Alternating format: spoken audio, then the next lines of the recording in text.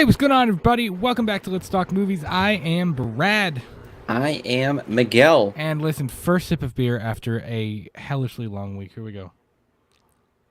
Sip, sip, sip, sip, sip, sip, sip, sip, sip, sip, sip, sip. I'm broke. I can't afford beer right now. There it is. I might even feel froggy and have a couple of them tonight. But what are you going to do? Guys, welcome to the show. I know, I'm having 2 beers. I'm feeling really good tonight. Guys, welcome to the next episode of Classics Revisited. This is a series where we are going to use it to go back and watch through some older films, some films that, you know, mean something to us. We kicked that off a while ago with Godzilla from 1998. And that was a blast. And we thought, as we're moving into the spring season, which we're in spring. Honestly, it's about summer now. we've waited a long time to do this, but we've rescheduled this show for a while, and that's been because every single time, I don't know if it's an omen or what, but every single time we've gone to watch Twister, there's a severe weather outbreak. The first weekend that we were going to do this was the weekend of the Rolling Fork tornado, and I was like, I can't bring myself to do it. Like, it just feels insensitive and wrong to, you know. And of course, this weekend there's severe weather happening too. So, but fish bosh. But what are you gonna do? It's a great film about, you know, storm chasers and people who do their best to keep people safe, and they put their lives and themselves in danger to try and do this. You know, I mean, to try to get more information on them and learn from them and warn people and to keep people safe. And you know, huge thank you to those people who do that, because it's a very, very important thing, and it's cool. You know, everybody's got their like weird fascination thing, you know, and anybody close to me can tell you weather is a weird fascination of mine.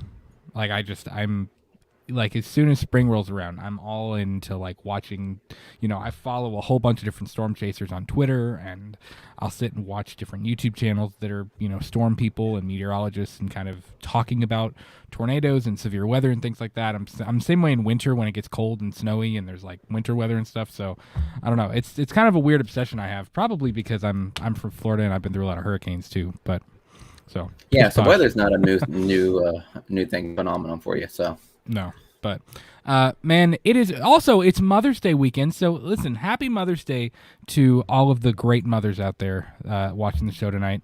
Mom, I love you. To my wife, shout out to the moms. Brand new mother. Love her, too. She's all right. She's cool. She's fine.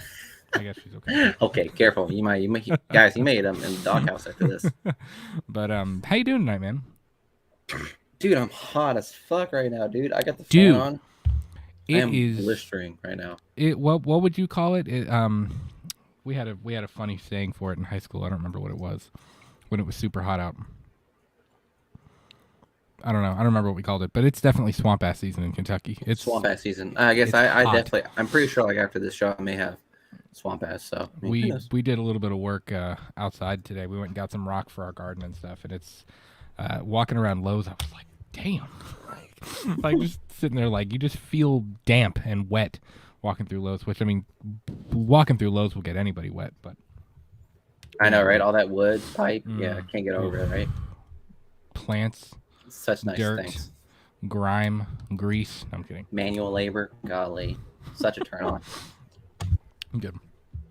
It was this guy. It was funny. We were in Lowe's, and he was like, we're sitting there getting ready to pay, and he goes, he's kind of standing like next to us, and I was like, you know, because Julia's got the baby in the stroller, and I've got, you know, the big like push cart, like the flat cart, and I've got all our rock and stuff on it. Oh damn, and, you guys were really going hard, weren't you? Yeah, we did. When they get the flat cart, that's how you know it's going to be real. And I could see this guy kind of like, fuck, like he just kind of looked irritated, and I was like, I kind of like looked at him, and he said, "What kind of world do we live in?" And I was like, what?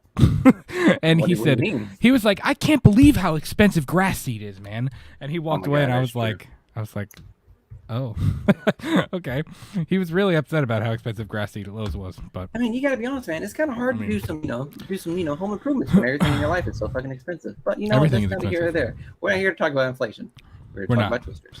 we're here to talk about tornadoes. So, the sirens are railing. Listen, this is one of the best disaster films of all time. I've always had a lot of love for this movie, even back when I was a kid. Of course, Jan de Bont had directed this film.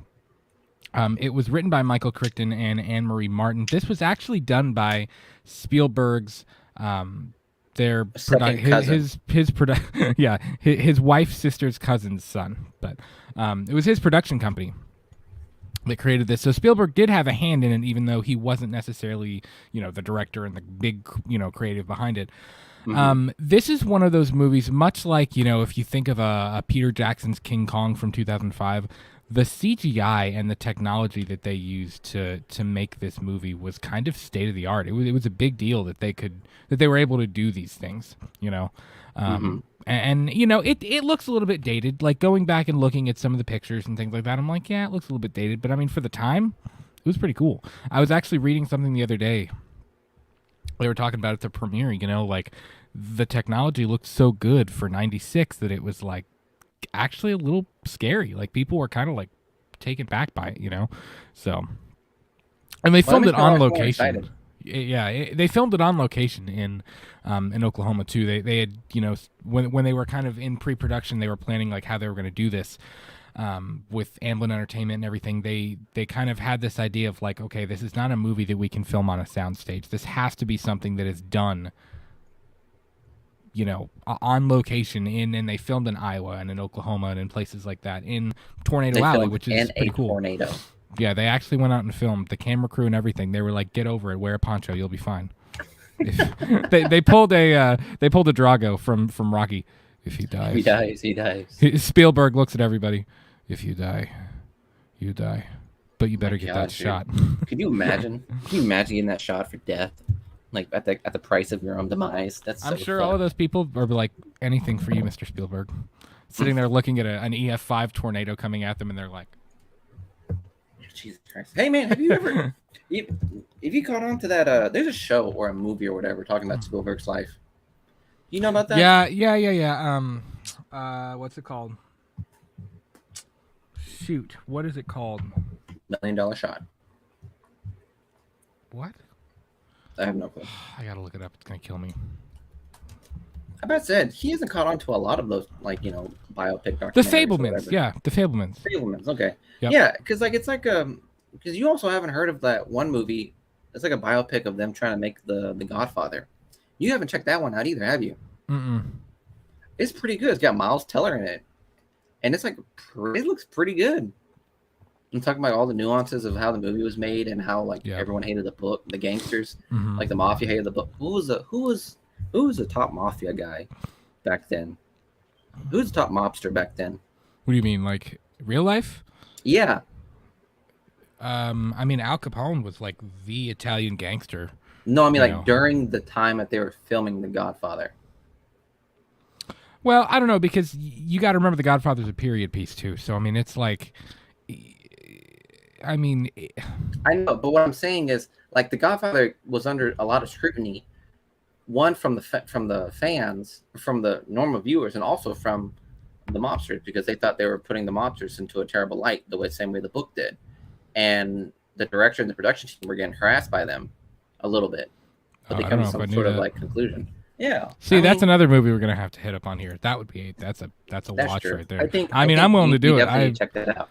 I got that Italian American blood, so I'm ready. But okay, that can wait. But the biopic, y'all check it out. I need to figure out what movie that was.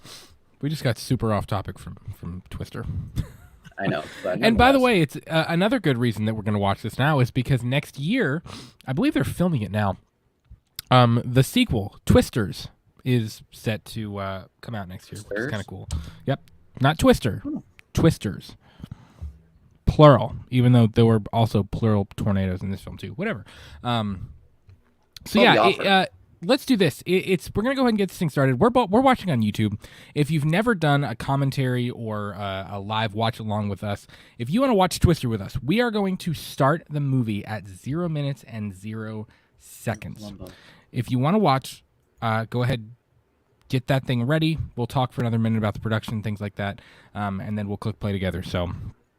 They also, Miguel, I don't know if you knew this, they brought in Joss Whedon for a little bit in '95 to help write the script. But he had bronchitis, and there were some different issues. There were a few different people that really worked on the script until the Oklahoma City bombing happened, and when they were kind of starting to film. The cast and the crew actually paused filming the movie to go and help with like relief efforts for the bombing, nice. Which was, I know, that was pretty cool. But this is, of course, we get awesome performances not only by Bill Paxton in this movie, again, God rest his soul, but even the late Philip Seymour Hoffman is in this movie too. I mean, it's kind of sad. I mean, it's gonna be one of those picks where like.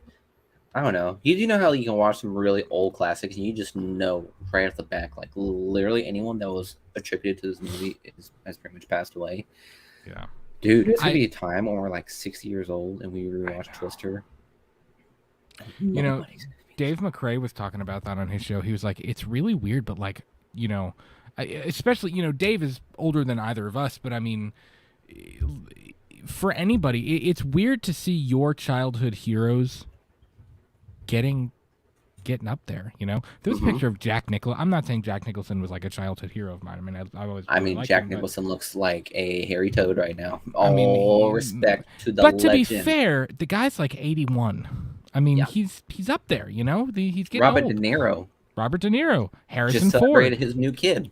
I don't know if you knew that. He just celebrated his 7th kid. Wow. Oh boy, still pumping. Oh my God. Pumping and dumping.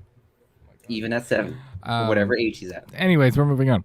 But yeah, man, Bill Paxton and Philip Seymour Hoffman both gave awesome performances in this movie. I love Dustin in this movie.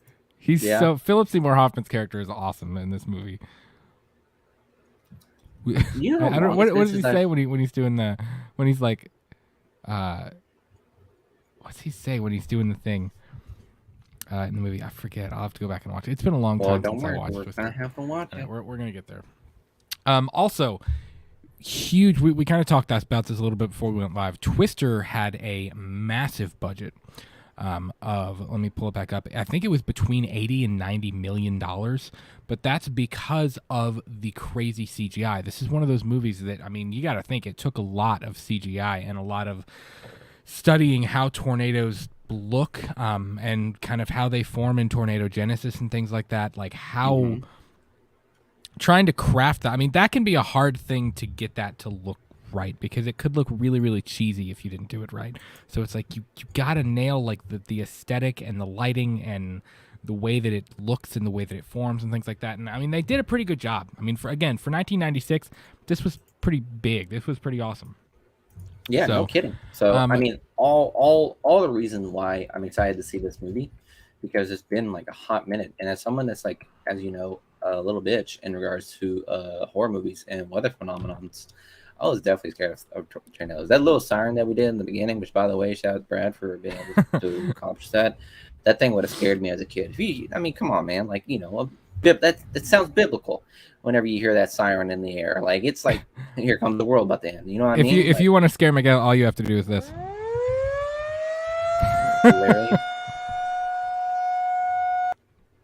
I mean, as a kid, would you not be scared? I was scared. I was traumatized as a kid. Yeah, dude, tornado sirens are pretty eerie. I'm not gonna lie. They are. You know? I was watching. I promise we'll start this movie in a minute. There's a really, really good YouTube subscribe if you haven't seen him already. Pesos Hank is his YouTube channel, and the dude gets some of the most incredible tornado footage I've ever seen in my life. And he was sitting waiting on, you know, this supercell to form in one of his videos. I think he was in Texas or something like that. But, you know, he's got the camera facing this town. He's sitting in his car. And that tornado siren starts. And it's one of those real loud, slow, wailing ones. And it's just kind of slowly getting louder and louder and louder. And the sky, I mean, the sky on the other side of the buildings, it looked apocalyptic. I mean, it's black like you've never even seen before. It's crazy. Those people, I have mad respect for those people.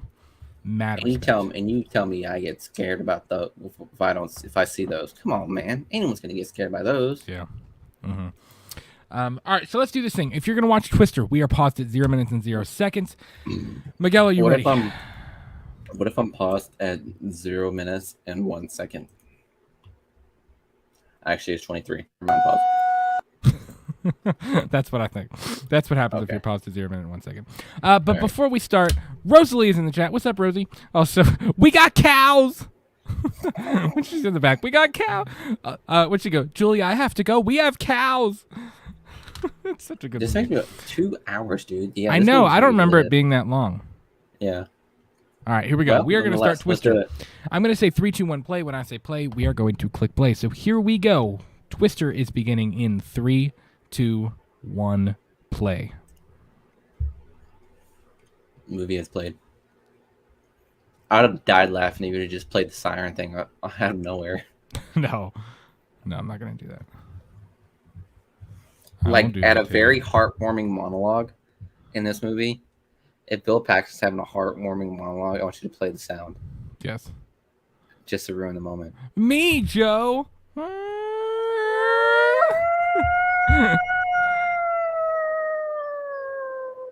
That was a pretty. Really good. That was. Hey, that was good. That's what trauma will do for you. That was really good. Twister. Jinx.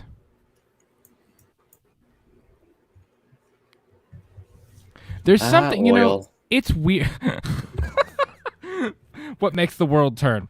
You know, there's something like so eerie about it. Like there's just a look. Like the sky, it just has a look, especially when you're in, you know, the plains and you're out in that, you know, in that what we think of as Tornado Alley, even though they say Tornado Alley has shifted a little bit east. Yeah, I'm sorry, Miguel, but we're a little bit in Tornado Alley, like more than we were before now. Meh. But I don't know. I'll take Mother Nature sucking me off now. There's you're full of them tonight.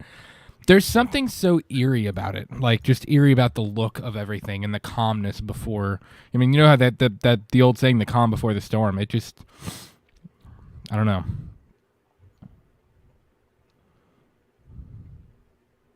I mean, think of it like that, man. We had to watch it we had to watch it like on WLA's like 18, like keep track of it. And now we got people like Ryan Hall like giving us the full breakdown update. Yeah, which is really, really cool. I mean, I think that helps a lot of people. Being able to do that. Yeah, and you have like these storm chasers, man. Props to the people that do it. Again, like you said, man, these are meteorological cowboys if you think about it. Like the most meteorological cowboys. Like they do damn near the impossible to get the information that we need to survive these things. Grab the dog. Come on, grab the dog. That always irritated me. People did that with hurricanes. Like if they go to evacuate from a hurricane in Florida, they'll leave and they'll take belongings, but they'll leave their pets. And I'm like, what is wrong with you, dude? Take the dog. Like, does the dog make it? Please tell me the dog makes it.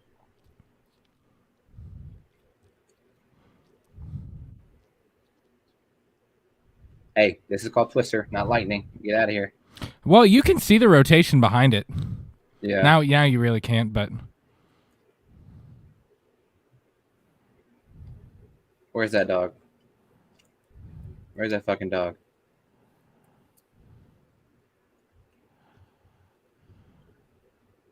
Bro, to be honest, ain't nobody in Richmond having that.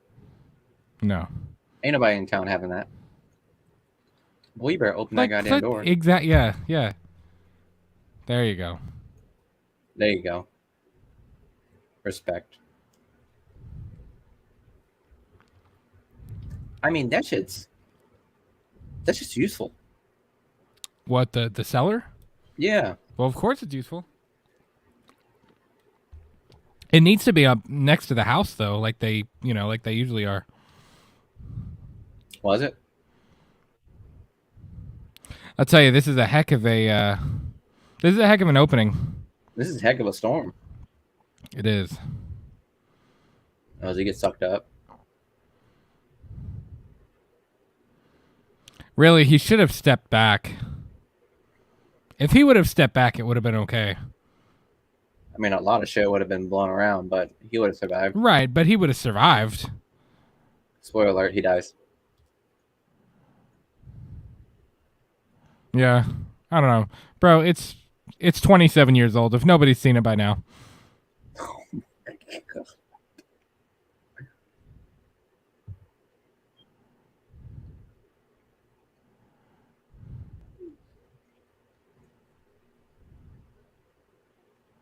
whew. Wow. And live from New York, it's Saturn.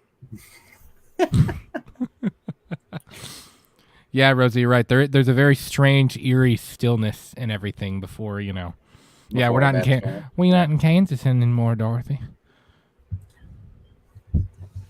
Look at that beautiful CGI. That beautiful CGI. Wow, that was state of the art for 1999.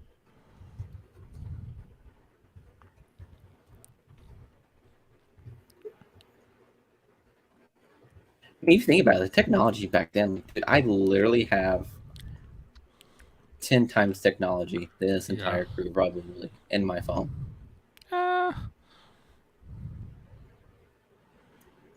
You realize the technology that they use in space is abysmal compared to the phones that we have in our hand. That's how it is. Mm-hmm. It's also got great music too. Really, really well done score by Mark Mancina. It's got, you know, like I remember, I think it was Spielberg that said when they were making this, like this could be one of those last great Spielberg had said this could be one of those great like true last action adventure movies of like a filmed on location action adventure movie, you know. Oh damn. Do you think so? I think they might go back to it. Well, I mean, it just at the time they were like, you know, the fact that they were filming it on location in Tornado Alley and that they were using the CGI and the technology that they were using. Man, sometimes I think they're just trying to hype the movie up. It's fair. Oh boy, Bill Paxton. Tombstone. That's the movie where I remember him from. That's my favorite movie. Yeah, man, Bill Paxton was awesome. They originally wanted Tom Hanks as Bill Paxton's character. Really? Yeah. I mean, damn. This is around the time of Castaway, fucking like Forrest Gump. I don't know, man. He already had plenty of hits. He had to give it away to someone else. I'm glad it was Bill. I also read that it was Spielberg. Back to the opening. They originally the dad was going to survive the tornado in the script, and Spielberg was like, "No, we got to kill the dad off," because he wanted to establish, like, right off the bat, how dangerous tornadoes can be. I get it. Oh my god, young. Yeah. So young. Yeah, is he probably? He was a heck of an actor. Like, yeah, they probably weren't very old. Is that who I think it is? What's his name? It was Ferris Bueller's Days Off. Hold on, I know who you're talking about. Although I don't think it's him. Yeah, I think that was his friend.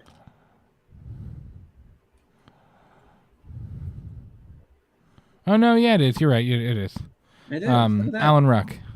Yep. Oh man, dude. Some of these like old like 90s actors, like I always wonder because they kind of just fell off. They just went low, and I get why probably, but I mean, damn.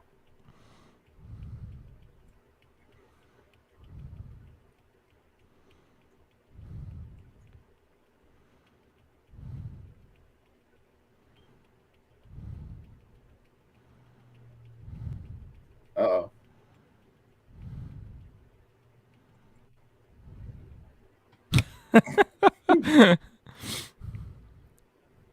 That's funny. Philip Seymour Hoffman was a great character actor.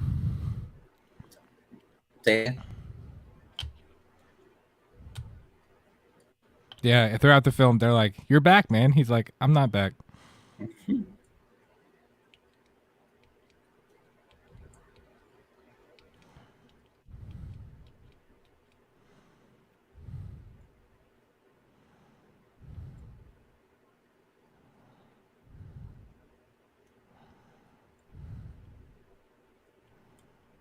I can feel the chemistry.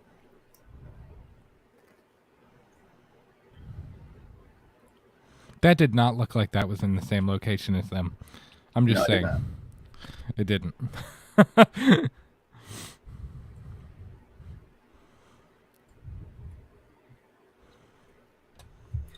He came over here just for the divorce papers. That's some fucked. Yeah, dude straight up did.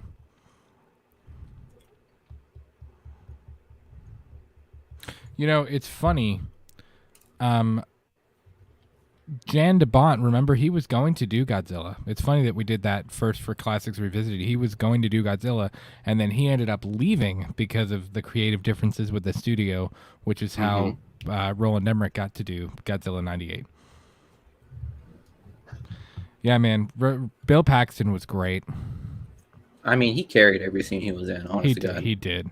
He was one of those I don't know. He was one of those actors that just almost a little bit larger than life, you know? Yeah. I'm going to be real. Helen Hunt wasn't bad looking. I mean, yeah, she was a baddie.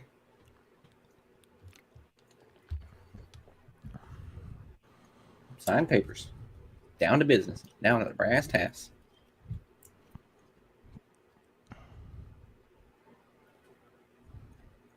Just trying to hide that ring. Somebody didn't want to let go. Honestly, it's a pretty good love story wrapped up in. You know what I mean? It's a pretty decent love story. It's wrapped up in like this action adventure tale, you know. Mm-hmm.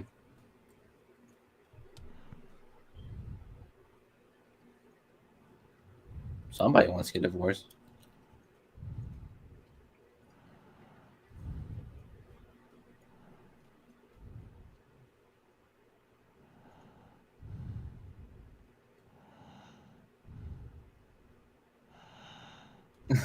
Could you imagine? He grabs the paper. The suck zone. She's looking at him like he's nuts. Are you talking about the eye? He's talking. Yeah, he's just talking about like the center of it. Yeah. The eye is only in hurricanes, though.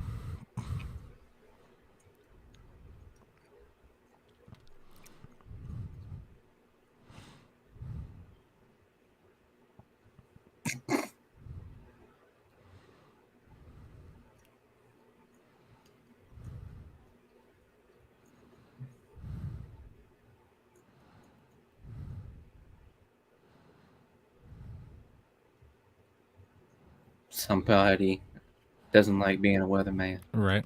Oh my god. Oh boy, the Can phone. you imagine? Yeah. Brings back memories. I'm surprised she gets reception way out in BFE, Oklahoma. I know, right? Before 5G, man. Right.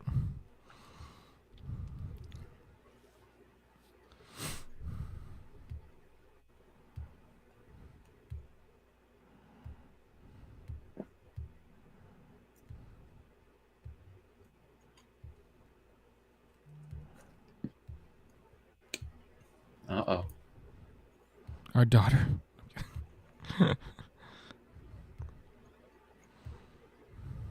Uh-oh. The cool Wizard of Oz callback with the Dorothy thing. Right. I mean, it's valid. I mean, if you think about it, yeah. Honestly, I don't. Where did I watch that? I think it was just on YouTube randomly. The Twister scene from the beginning of the Wizard of Oz. That's actually a pretty well done like tornado sequence. Yeah, and it's in black and white, so it kind of gives it that, you know, dark, eerie vibe. Yeah. I think that they're trying to make the contrast between how dreary it was during that time, right, and the magical land of the Oz.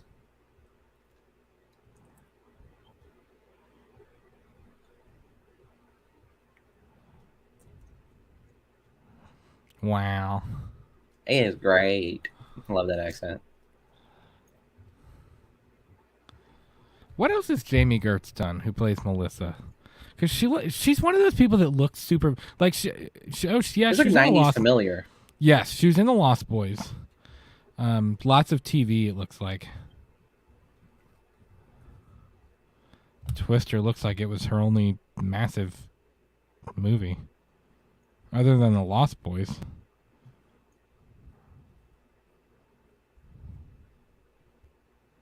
Yeah, I guess she didn't do. Damn.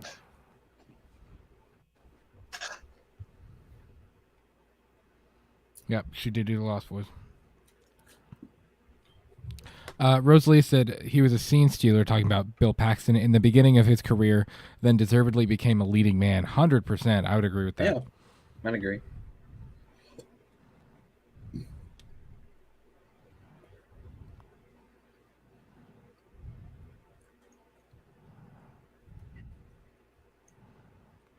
Which has been done, which is pretty cool. Mm-hmm. Well, that's what they all praise the man. Yeah. Another thing that's really well done is the team. They have like a really good chemistry and a really good camaraderie too. You know what I mean? It's pretty cool. Yeah. That was so uncomfortable, dog. Like that's a Title IX.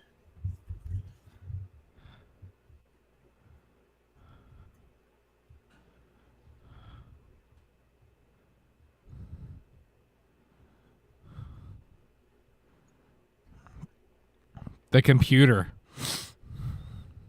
Good old brick. It does have good music, man. It's very adventuring. I'll tell you that much. Yes. It's got that epic action film feel, you know? Oh yeah. Bro, something tells me it had to have been like different back then, because honestly, God, I can't imagine wearing any of that in Oklahoma now. Yeah.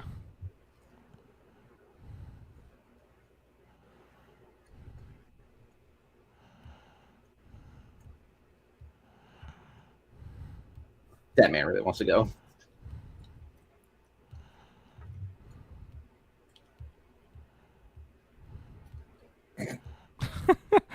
I find it funny that the sequence of this entire, like, his entire involvement in this movie is him just trying to get these friggin' divorce papers signed. That's Yeah, his right? entire involvement in what's happening.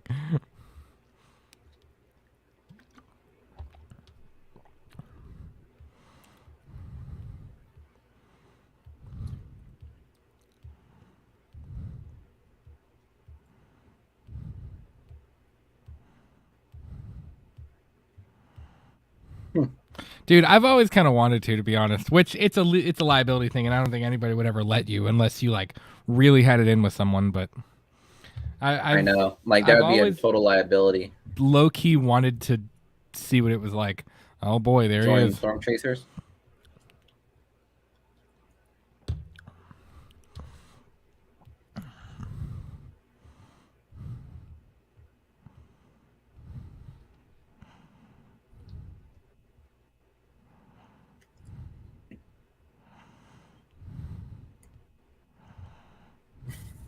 Isn't that usually?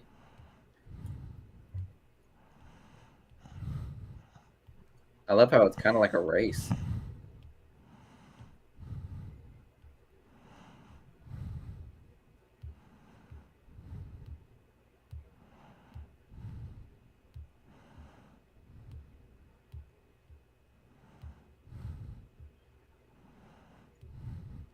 It's funny. One of those storm chasers had put on. Yes, it is CaryElwes. Yes. One of those storm chasers had put on Twitter one time. They were like, honestly, one of the most dangerous parts about chasing chasing nighters. One of the most important, like the most dangerous things about chasing them is, like the driving aspect of it. Just being able to drive in that weather and in that kind of situation where you're already your adrenaline's running on high, and you know. Mm-hmm.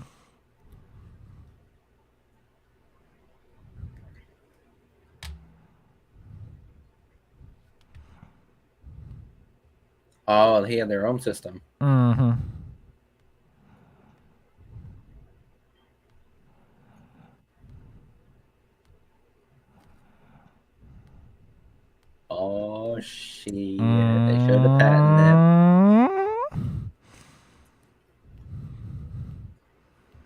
Yeah, he didn't get that copyright.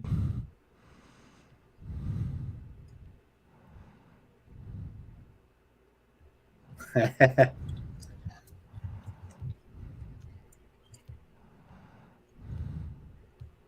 a cutthroat community. Bro did that on TV. Oh.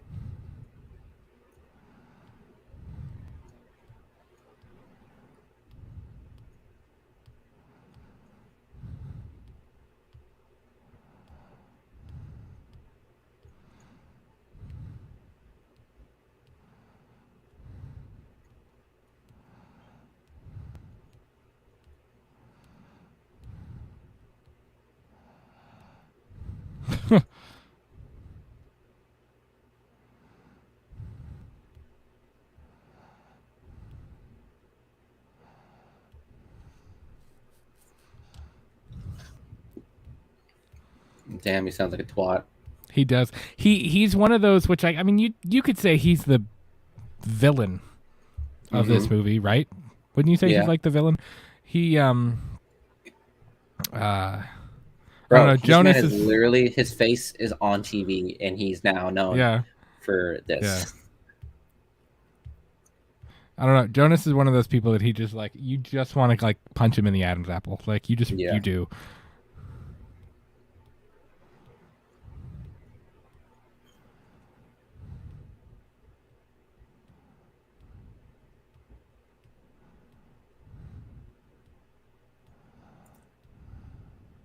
No, everything's not fine. I just assaulted somebody multiple times on national TV, but it's fine. It's okay. It's all right. I'm good.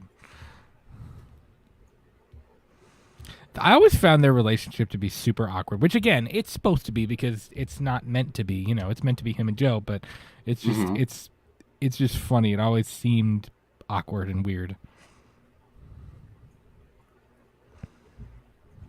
Got to get them super cells forming. Damn, you got me all sorts of fucked up. It's like even this weather's kind of beautiful, but as a kid, I would be freaking out right now. Yeah.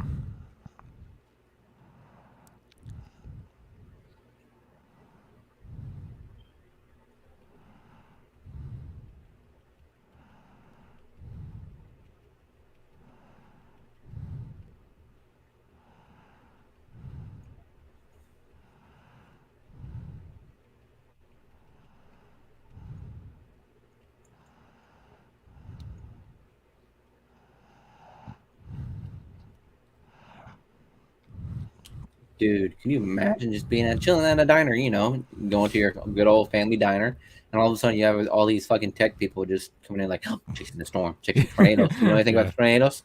Like, Jesus Christ, man, I'm just here to get my hot pit barbecue. That's the look, man. They nailed the look.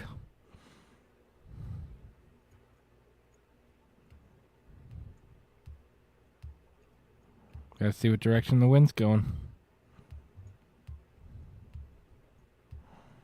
You know what they used for the sound effects and the wind? What? So the tornado sound effects and the wind, they used a Boeing 747 to get the wind look. They took a camel's moan and slowed it down. And that's the sound of the tornado. That's so funny.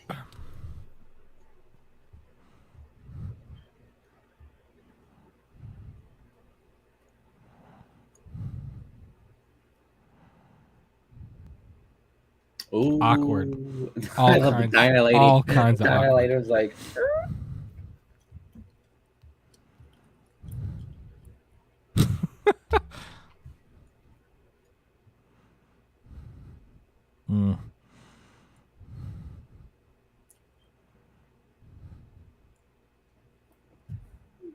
old lady's like, this some tea. Oh wow, that looks dreary.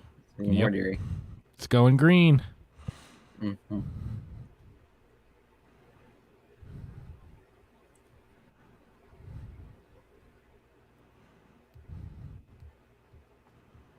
That's actually something to do with the light passing through the clouds and kind of how it, I don't know, because it does have like a greenish, grayish look. It's very eerie.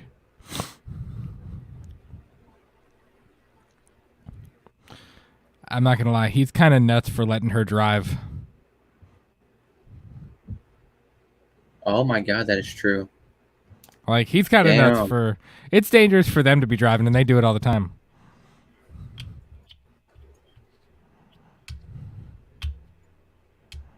He's just following the crowd. Was Jonas waiting for them to leave? Is that what happened? I think so. Like, to see what direction they were going to go? Yep. So they can just drop the Doppler, their Dorothy in their path.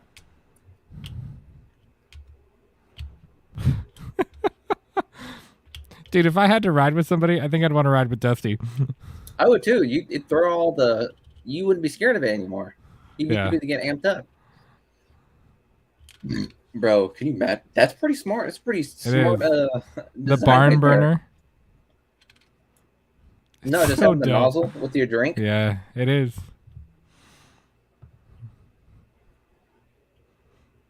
Hey, you guys. Hey, you guys.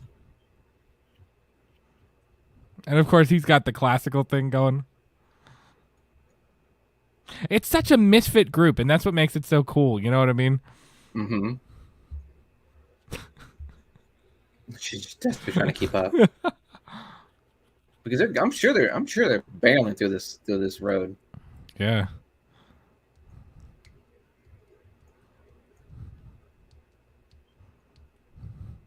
Oh man. I don't know. Just seeing the flatlands and seeing what it looked like before the storm hits. Yeah. Oh man.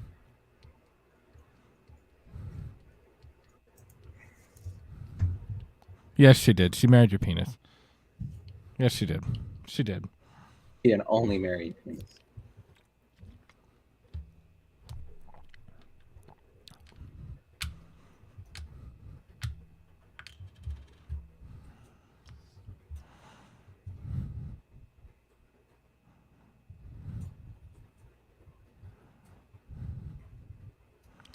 I don't understand what they meant right there. Something with the clouds, but... You know, I took one weather theory class. Really? See, that's something I would have liked to take, and I wish I would have done. I have the let me if you've seen my radar, I purposely got a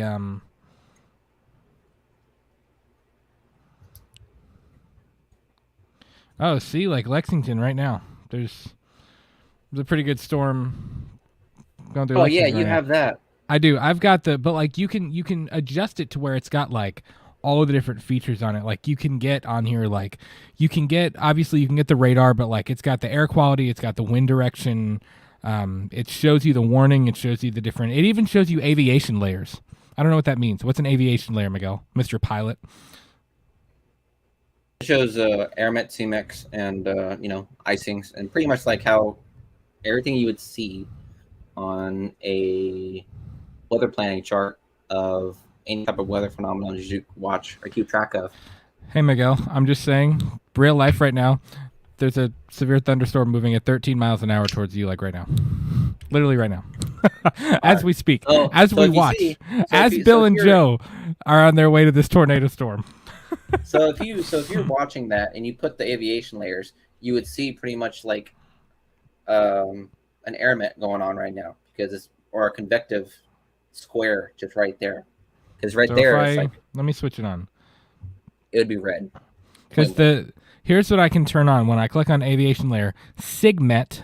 I don't know what SIGMET is. SIGMET. Yep. AirMet. Temporary flight restrictions. Echo tops. Yep.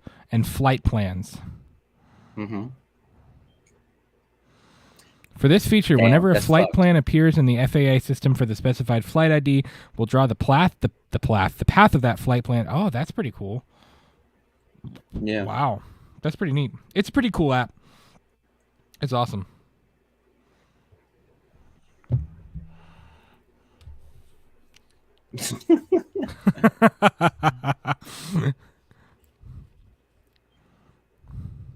Bro, that truck would have flipped.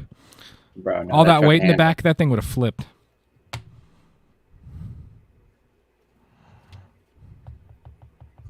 Also, it's funny because a lot of these storm chasers I follow on Twitter, they're like, you just have to be okay with having to get a new like dash and windshield and stuff all the time. Like the Mhm. one guy, I forget his name, but one of these days a couple weeks ago, he was like, I'm getting ready to go out in Iowa. He was like, I know for sure 100% I'm going to need a new windshield after today because the hail is going to be just ridiculous with this. Another cool That's pretty musical baller. thing, yes.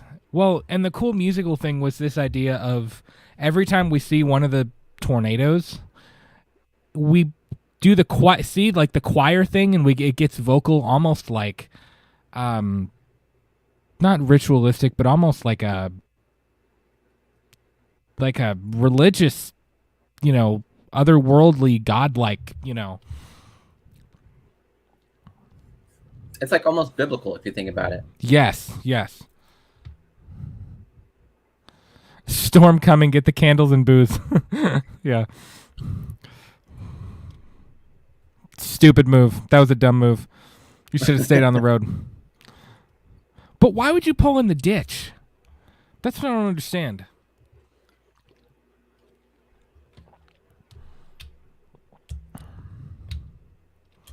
No, I think you need to keep going. I'm not gonna lie, the CGI on the actual like funnel cloud looks pretty good. It does.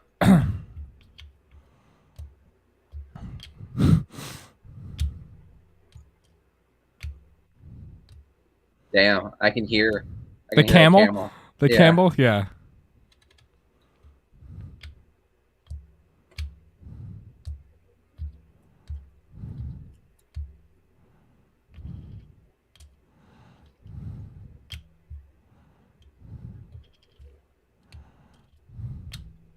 Yeah, I don't know why you needed to go into the ditch.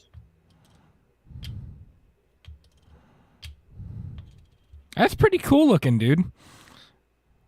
Even So for the today, idea now is that just holds what up pretty well. Waste of a great truck.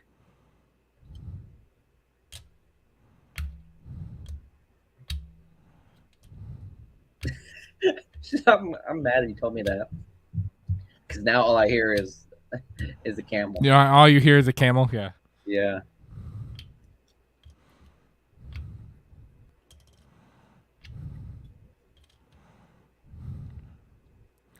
I think this is where the whole like, if you're ever trapped in a tornado, literally go under something. Yeah. This is actually wrong. First of all, there's no way they would have survived this. Because if it's strong enough to take the truck, there's no way that them holding on to that wooden beam would have, you know what I mean? Like just grabbing hold of that. There's no way. That bridge would not have survived. No. It's a little rickety bridge. Yeah. That just had a truck rammed into it. Yeah, if the boards are doing that, there's no way.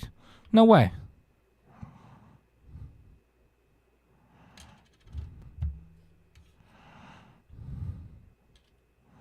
Thing literally took the truck. The pillars were like put in with cement, maybe, but I don't know.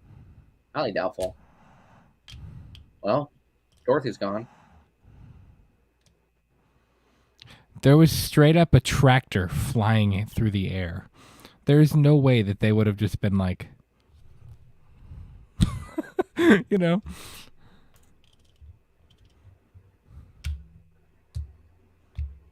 That was the shortest. I always loved this. Damn.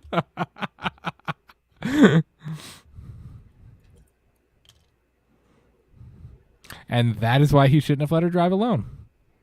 I mean, she survived. Last time I checked, her truck is okay.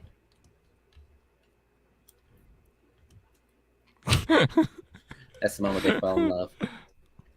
Dude, I'm not gonna lie. I love Bill Paxton. I do. Helen Hunt's great. Bill Paxton's great. It's got a really great cast. But I'm gonna be honest. Philip Seymour Hoffman may be the best performance in the entire movie. He really might be.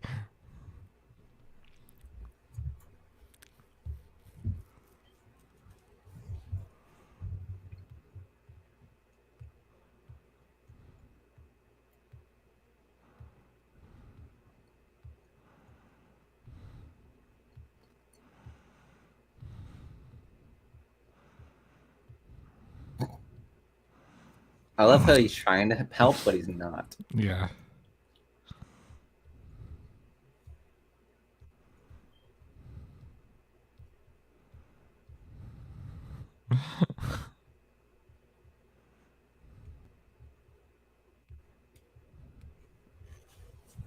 No, I'm an asshole. The script told me I need to be an asshole. Oh, yeah, this is where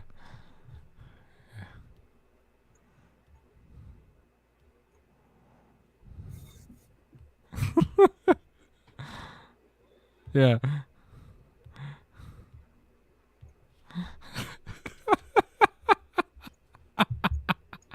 Loser!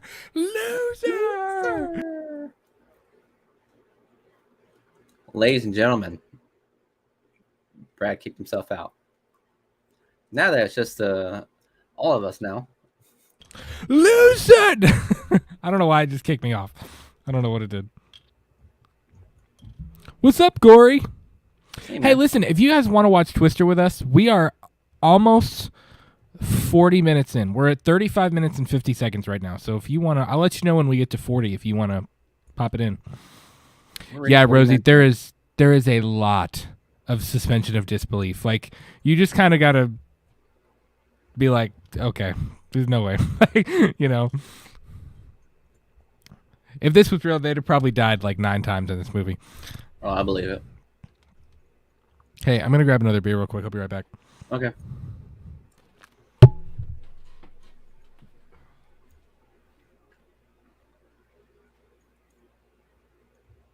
I'm loving this competition that we have going on right now.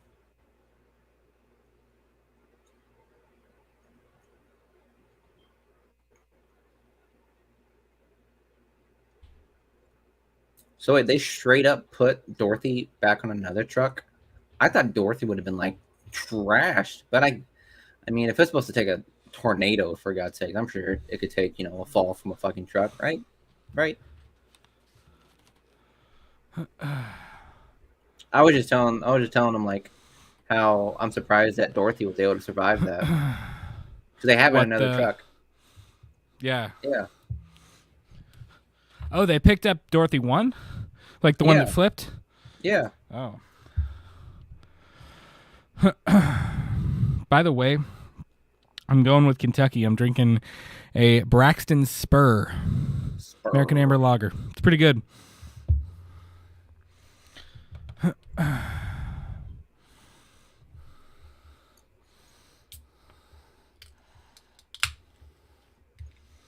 I will say I'm trying to... I understand radar, like normal, like reflectivity radar pretty well. But I'm trying to figure out like the wind pressure and things like that. Like I can't, I don't know. I don't know how to read all the models and stuff very well. So that's something I've tried to watch some YouTube videos and stuff and learn about.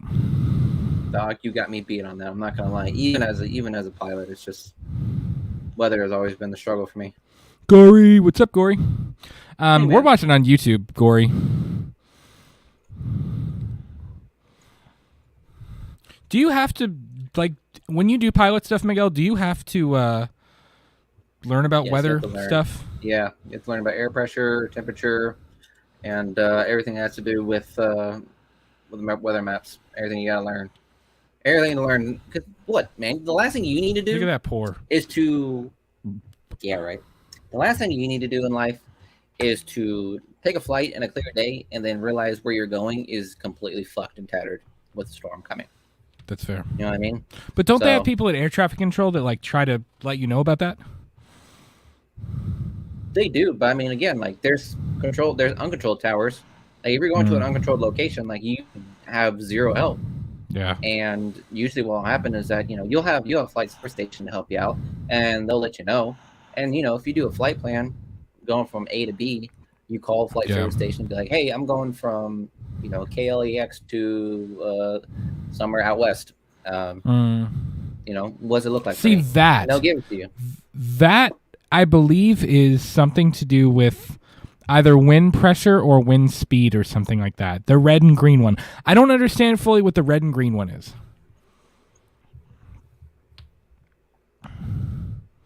But I know, like, if you start to see, if you start to see a hook in the radar, that means it's starting to show rotation, and that's where it's starting to show that rotation, and it literally looks like a hook, like a fish hook type thing, and it's usually at the edge of a supercell. It's pretty cool. Oh, that's cool. Gory said, I don't know where, but my friend's dad is supposed to be in a scene in this movie somewhere. That's pretty dope. Maybe at the drive-in scene. A reproductive therapist. Wow. What a job.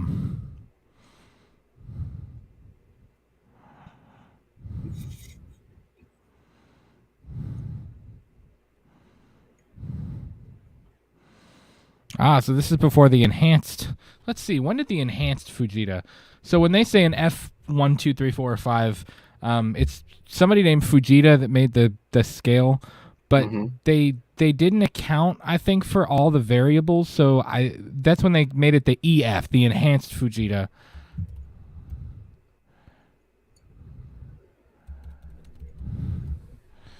The enhanced Fujita scale.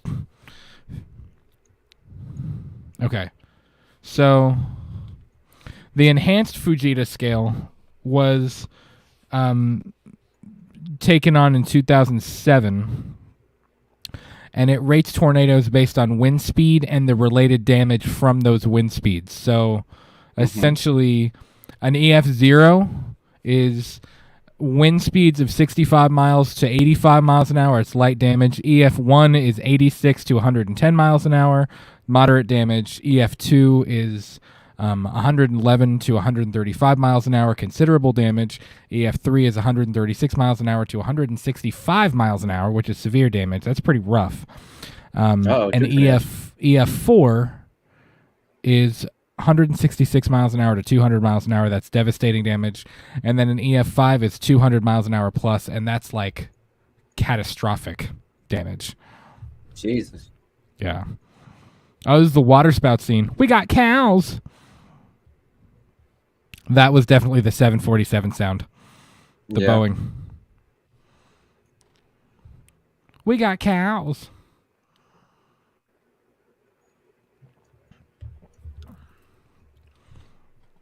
Now's not the time to be cocky, bro. I never really understood the logic, the plan that they have on how to land this. Poor thing.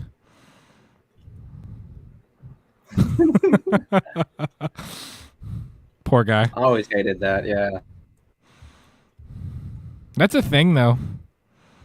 Well, like cows will get swept away. Yeah, cows get picked up. Yeah, that's a thing.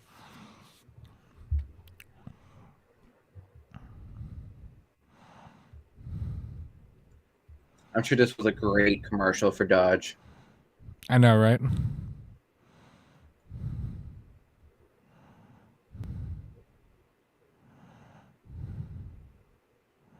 I about to say, I would have been like, drop the fucking thing then. Yeah.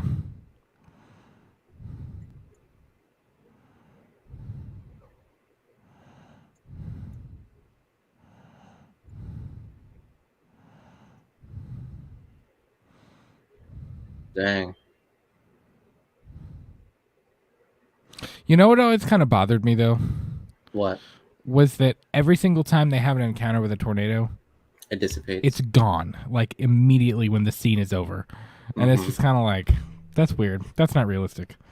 That always bothered me. Even when I was a kid, like, before I became a weather nerd, like, that always bothered me.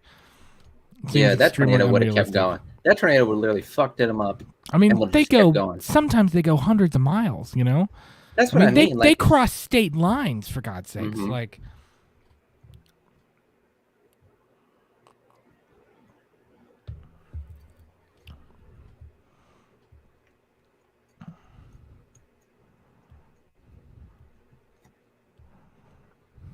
she needs therapy. Yep.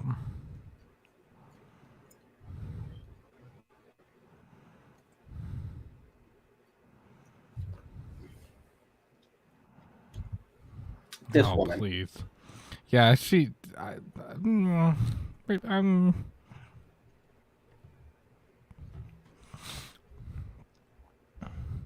Where is this set? It's set in Tornado Alley. I believe it's in Oklahoma. They're in Oklahoma right now, but I mean it's set in that Oklahoma, Ohio. Oh, I recognize that That guy. Oklahoma, Iowa, you know.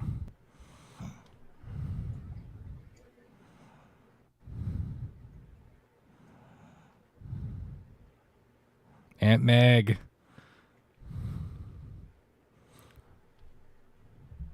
Food. Food. Food. Food.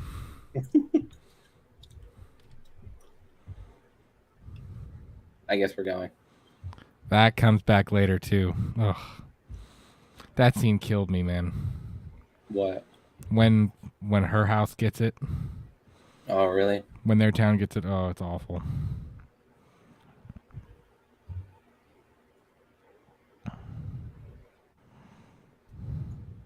Dude, man, I'm not gonna lie. Like I think the last 2 years, I mean, a lot of towns been hit hard with tornadoes. It's been a very active Kentucky season. got hit hard with a tornado. Like we lost an airport, I think, somewhere down south where we are. Yeah, it was sad.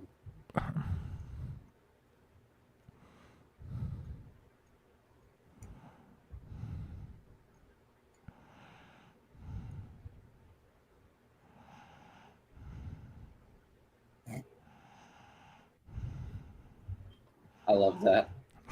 It's pretty cool. Yeah. I'm telling you, their chemistry is one of the best parts of the entire movie. Yeah, I agree. You know, it really is.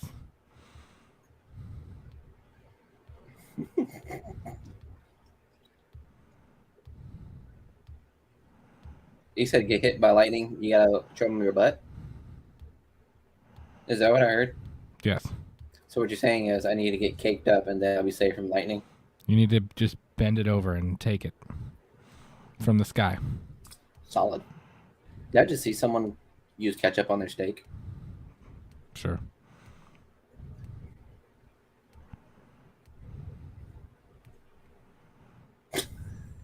That's pretty funny. I like that. Yeah.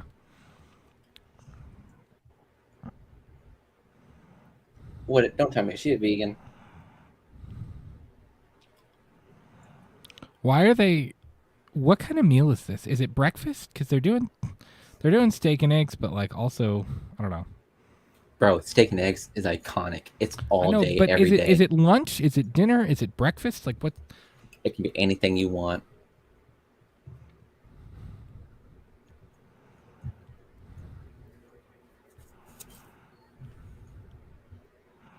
The thrill of the hunt.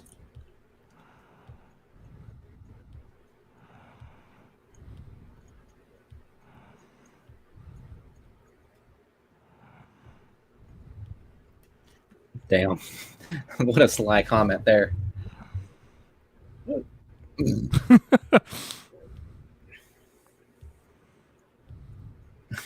What a wiener. What a wiener.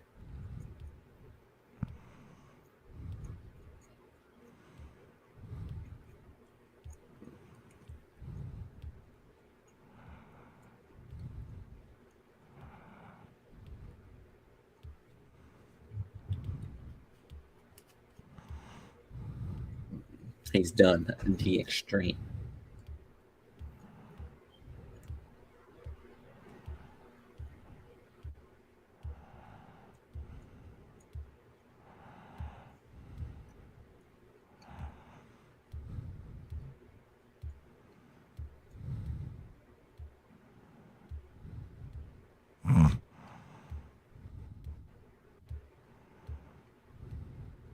Man, you could just tell how much he really just doesn't like this whole situation. Yeah.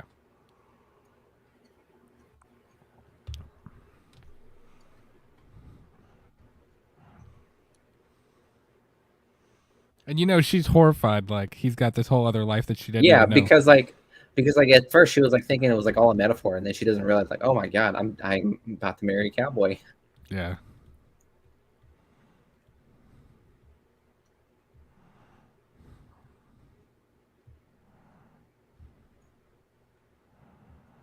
Wow.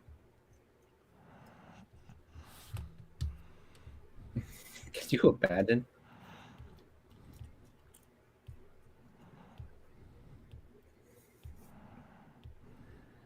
he was like, I guess, was he an alcoholic back then? I mean, I just think they were wild, you know. Yeah, yeah. I mean, when you live that kind of life, I mean, you do a lot of wild shit, I'm sure. Mm-hmm.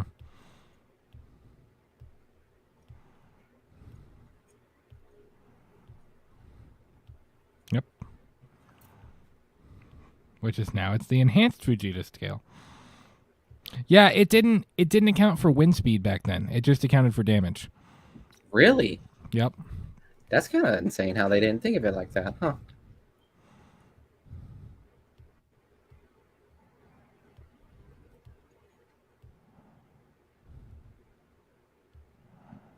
Finger of God. Mm-hmm. Has there ever been an F5?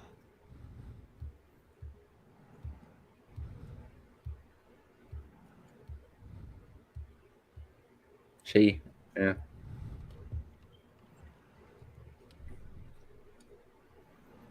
Damn, how long has it been since we've had an F5 then?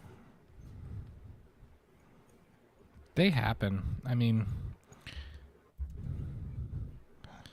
Are you checking the last known F5 hurricane? Yeah. I mean, tornado.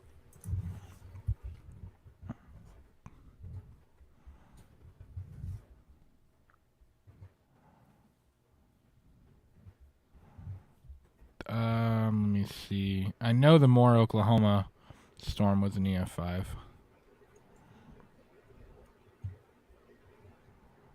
Damn, I looked up like last F5 tornado, and the first thing I got was like in Kansas. Like, I feel bad for Kansas. Kansas really gets knocked into like next year. Dude, you know what the last EF5 was?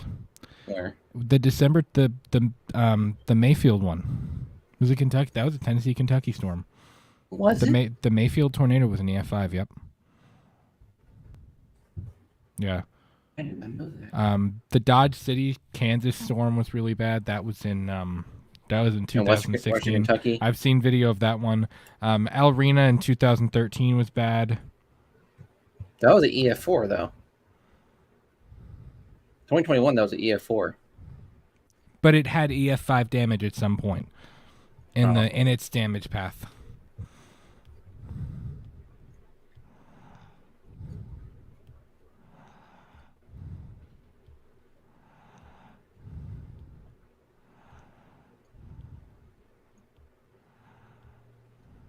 She's a cool aunt. She really is. Tasty cow ain't Meg. The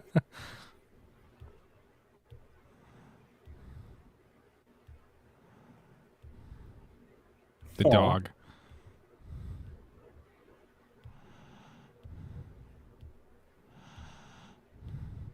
Dang, I'm pretty sure this is just a lot for her. Mm-hmm. Dude, if you want some good tornado footage, Moore, Oklahoma, from 2013, dude. Was that bad? You want to talk about the finger of God? I mean, it's just a black mass. Like it's the scariest thing, man. It's nuts. Jesus. You know, I'm glad they filmed this on location because it wouldn't have worked at a soundstage. No, there's just no way. No.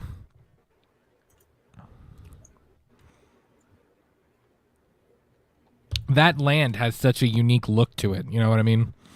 Yeah. That's why I always find it hard whenever people try to do rural location filming. Yeah. But they do it like in a studio. Right. Sometimes they can sometimes it can work, sometimes it can't. Bro just almost T-boned somebody in his own convoy. That'd be fine. That's minimal to the damage they might experience later. Yeah, that's fair.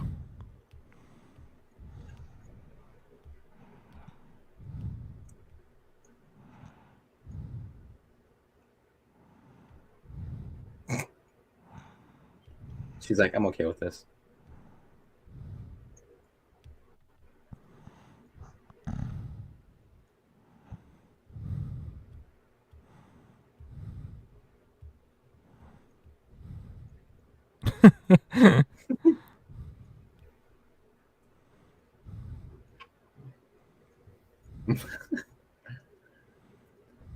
She just can't take it. No. It's just too much. She can't hang. Yeah.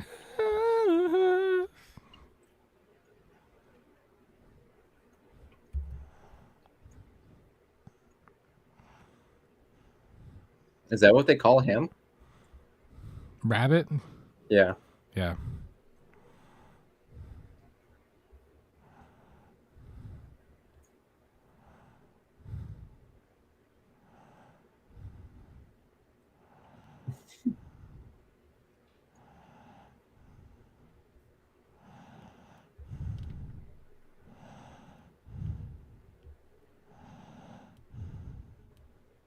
Jesus.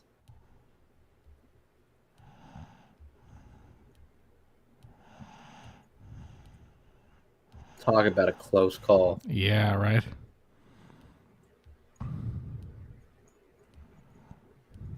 Maybe.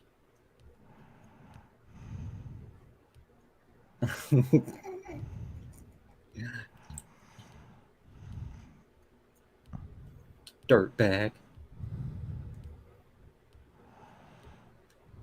I'm loving the rivalry. The choir sound again. It's an eerie looking sky.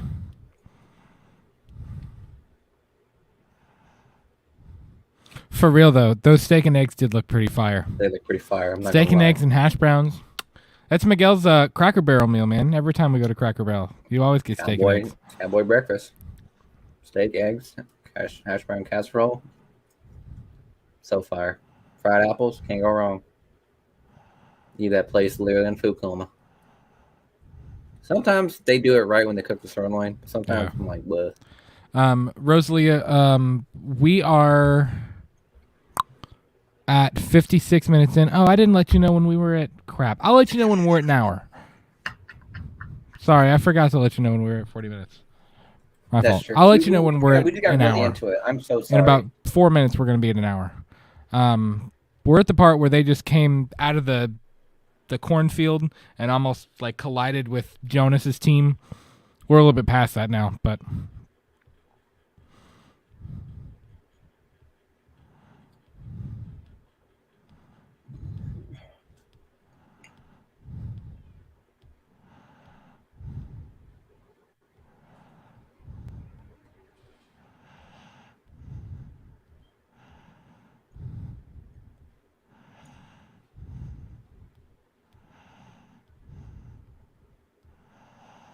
that's a dark storm right there. Damn.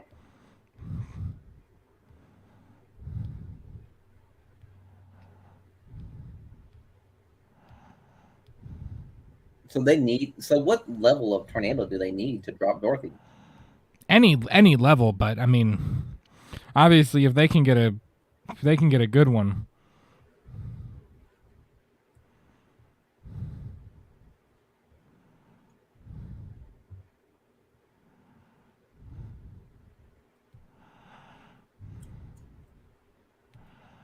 I know, and she's like, crap. I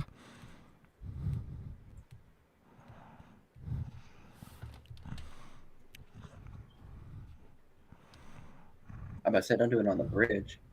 Hail. Dude, I was going to the store about a week and a half ago, and it was a stormy day, dude. It hailed like crazy for about 10 minutes. Like on my way to the store, of course, in our brand new car. I was like, great. Hail damage. I want you to know right now, man. Hail damage can devalue a car. Oh yeah, man. Hail damage can be nuts. All right, Rosie, we're gonna be at an hour in about a minute and 10 seconds. Oof, driving with the hail? Oh, that'd be awful. Driving with the windows down in the rain, sticking your hand out, that hurts. Yeah, that would suck. There goes.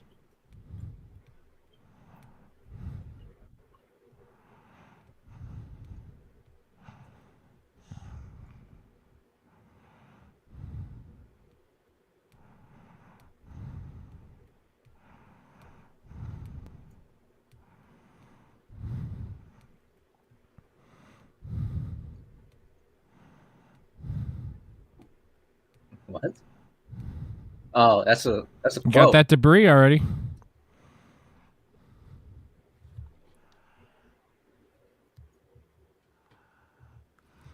Oh man.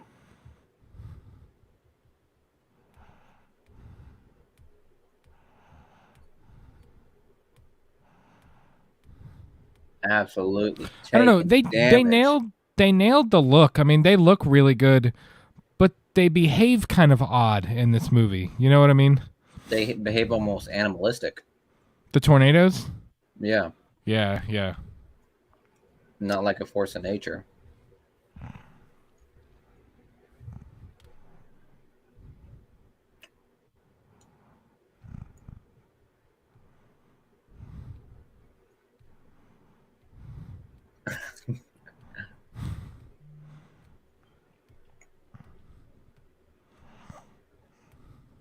Dude, talk about the adrenaline.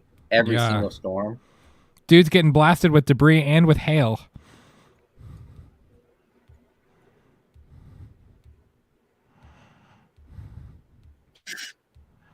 Never mind a boat. That would be a suspend disbelief moment.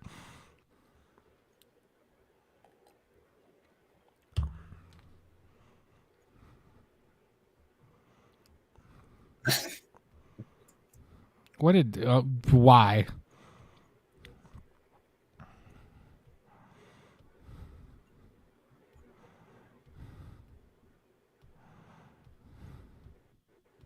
So the goal is to drop it, get the fuck out of Dodge, and let it pick up Dorothy, right? It really does give you somewhat of an I mean, I know this is fictional, but it does give you somewhat of an appreciation for what these people do to get data and to keep people safe, you know? I get it. I mean, they're not releasing a Dorothy in it, you know, but it's, you know.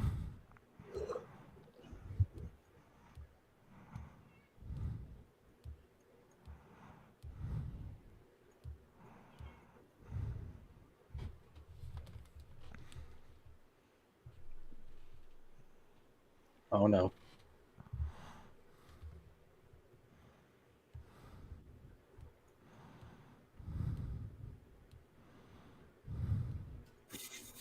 It's pretty eerie. Disappeared. Yeah, like that's weird.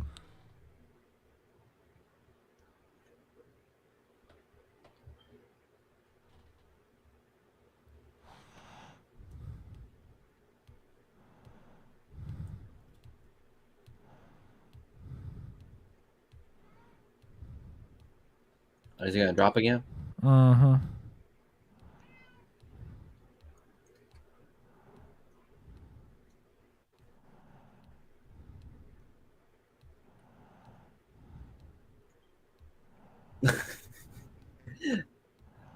It's like it's growling. It's weird. Yeah.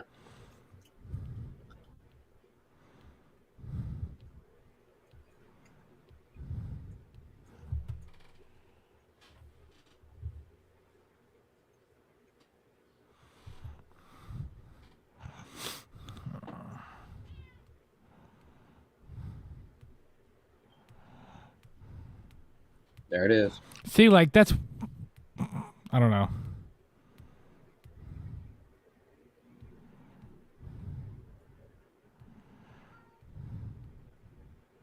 Dang, she's a cowboy of them all. Yeah. And this is the emotional, like, I don't know.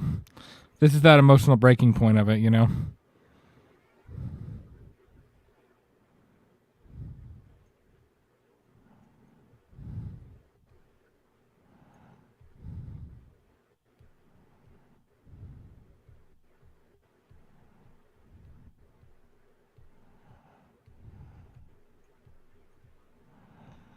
That is kind of sad, though. Took her that long for her to come up with that? Yeah.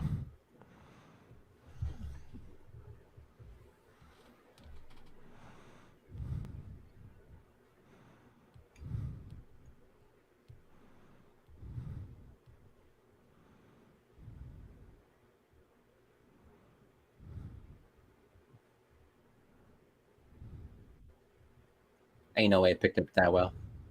Yeah.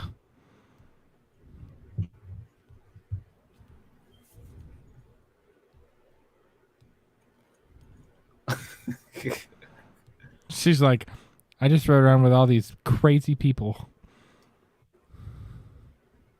I bet that's awkward. All to find out that he's going to take his ex-wife back.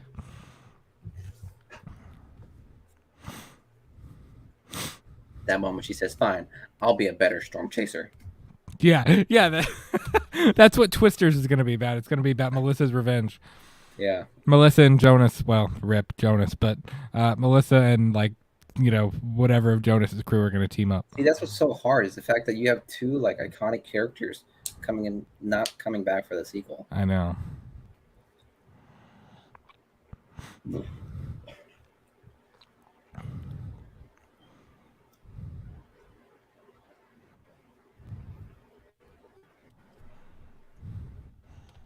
Uh-oh. Seems like it's something big's happening.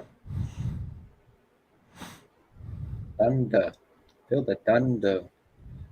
This one always got me, man. This whole sequence, the nighttime one. And also, you got to get the Shining going.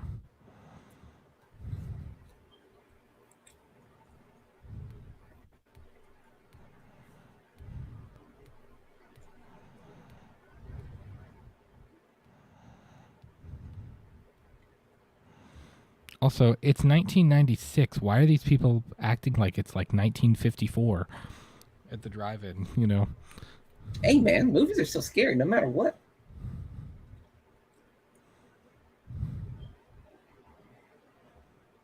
Bro, that's pretty dope. Like, that's a cool, town. It is. You know what I mean? Yeah. Don't really have that much anymore.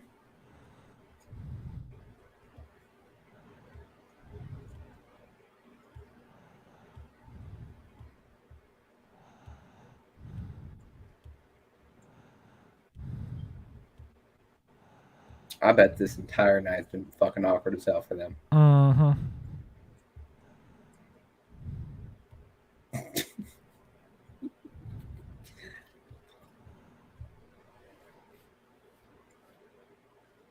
Yeah, super awkward. Oh yeah, she's been crying. She said, "All I do is coach people on getting pregnant." Yep. Which is still a great job. Don't get me wrong. She's gonna cry in the car. She's gonna cry in the car. I bet that place serves some slapping food. Some slapping ice cream and some slapping burgers and fries. I bet their fries are just great. Yeah.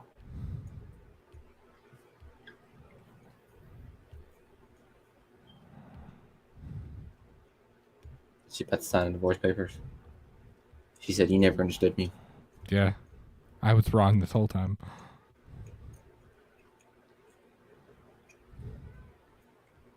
Damn. She signed that quick too. She didn't even hesitate. She said, "I'm done." You insulted my daddy. I'm done. You insulted my daddy. I want divorce.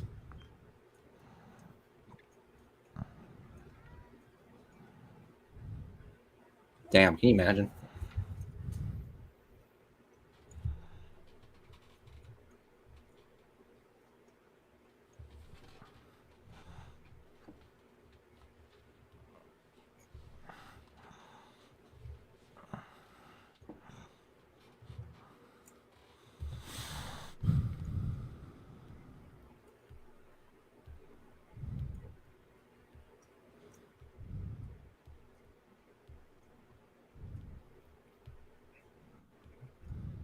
Make him fatter. Mm-hmm.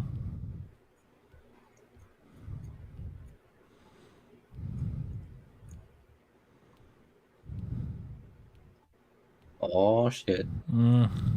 That's creepy.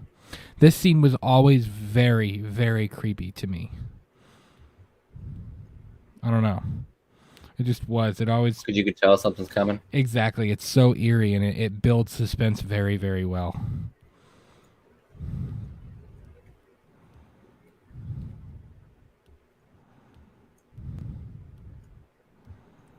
Oh boy. I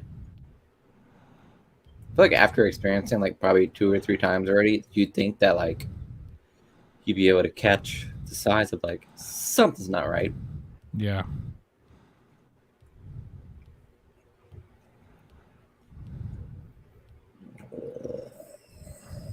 Where's your camel? I mean, it's the music, it's the increasing wind, it's TV static. Like it's a very good suspense builder.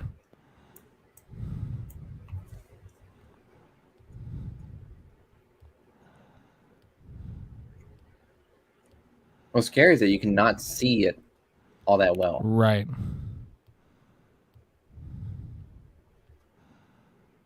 Well, that's what makes him so scary at night, you know? Mm-hmm.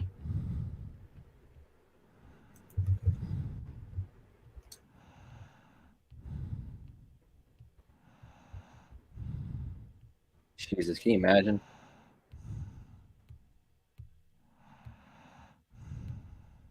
Oh, there's your siren. Yeah, can you imagine? Like that's not even that long.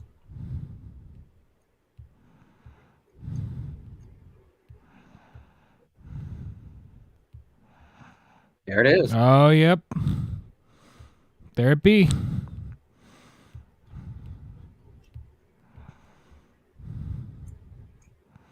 Yeah, she's a little obsessed. Yeah.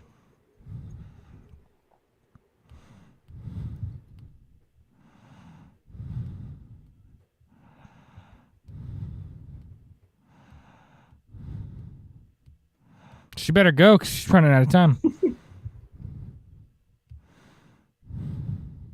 I like the fact that it was in this scene.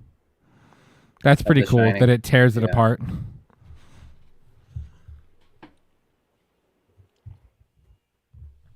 And it's the part where Jack Nicholson's tearing apart the door too, which is pretty sick.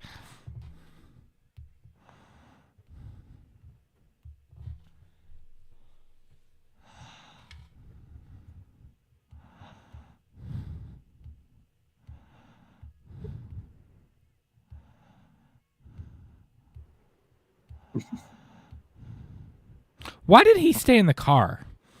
All the other chasers ran in the building, and he hopped in the truck. Like I don't know, I never understood that. You, man. I guess maybe he thought he didn't have enough time. Yeah.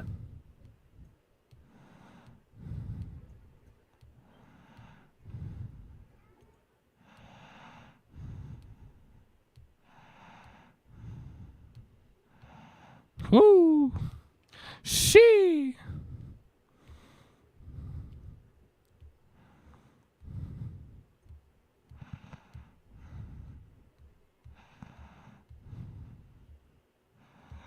I know. You see what I'm saying though? It sounds like an animal. Yeah, it does.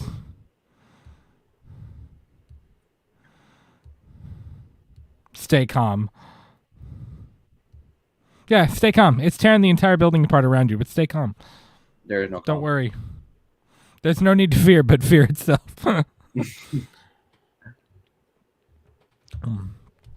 There's nothing to fear. What is that? This always killed me too. Ooh.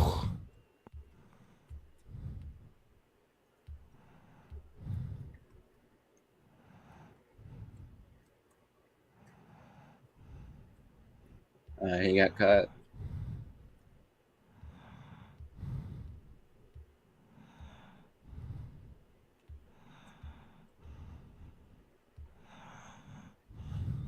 What a way to break out.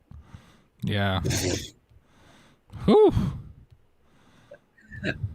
No, it's the fact that the car literally just like cruised into the building. Yeah. That's pretty scary, I'm not gonna lie.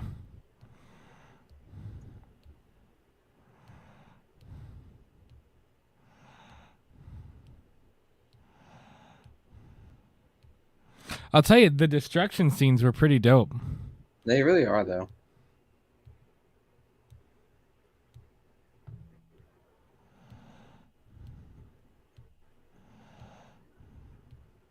Going like a GIF. Mm-hmm. I wonder if that one just disappeared as soon as it hit them. It probably did, yeah. Here, I'll be right back. Ugh. I'm not going to miss that scene right now. Where are you going? Am I gonna miss the sad scene right now? Fuck, You're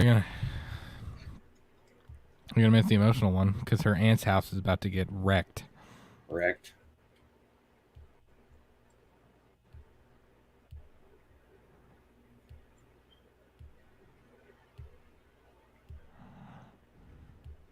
I mean, it's so, I don't know, man. It's the night tornadoes that kind of like make it really eerie because like you can't see anything form. You just see the chaos happening, and then which is why it's so. It's why it's so important to heed those warnings because I mean, you never know. It can happen in an instant.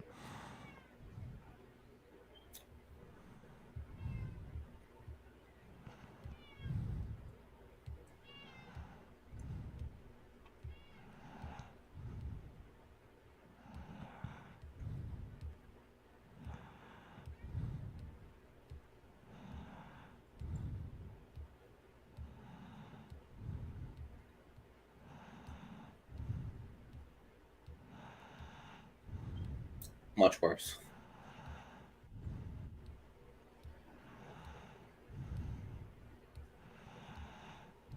When? Wait, what?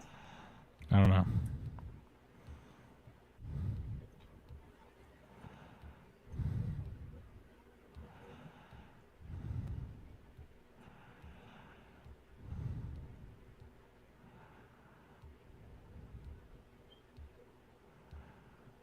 Oh no. Yeah. It's pretty bad.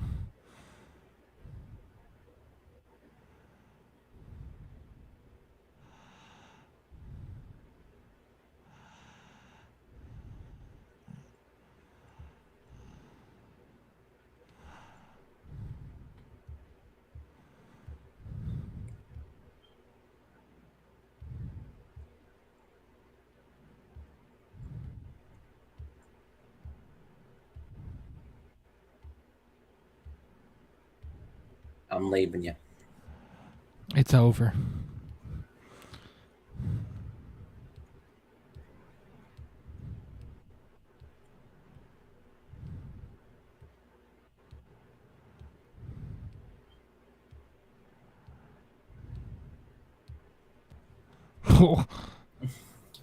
Way to drop a bombshell. Damn. Also, the fact you were going to go through with it if you thought that. I mean,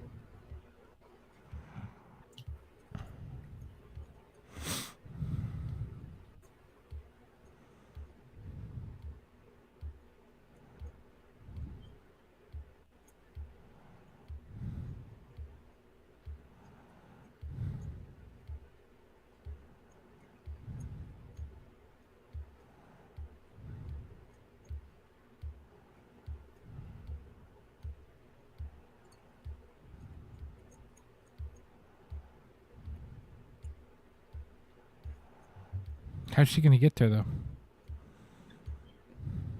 no. I mean, she's definitely got a story to tell back home. Uh-huh. That 585 went down pretty fast. Oh, my. That's awful. Numbers don't lie. That's rough. Jesus. That's ES4, EF5 kind of damage right there. Jesus. Just catastrophic. I mean, the kid crying, I mean, that's...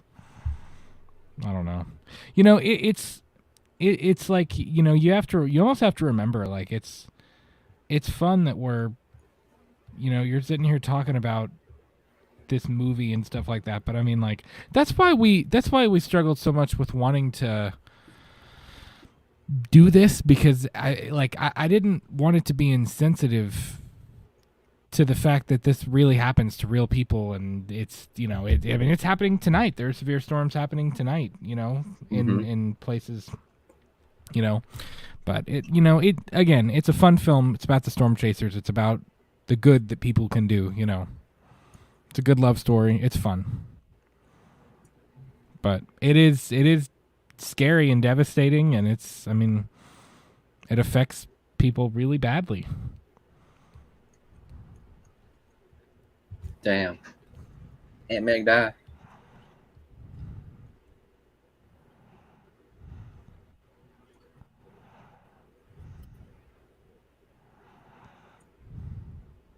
Bro, that house is wrecked.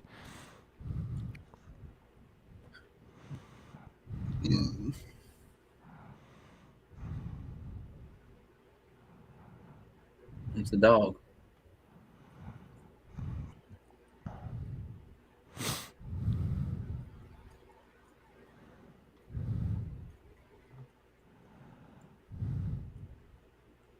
You better save that damn dog. You better save the dog first. Good boy.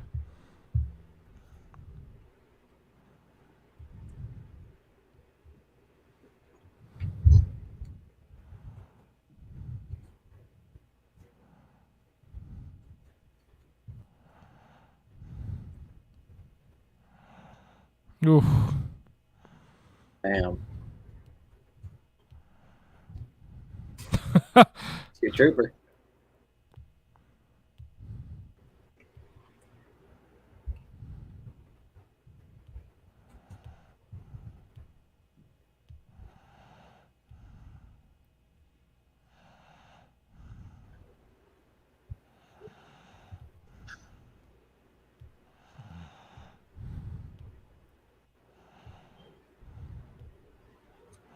Bro, the dog is like, I am out.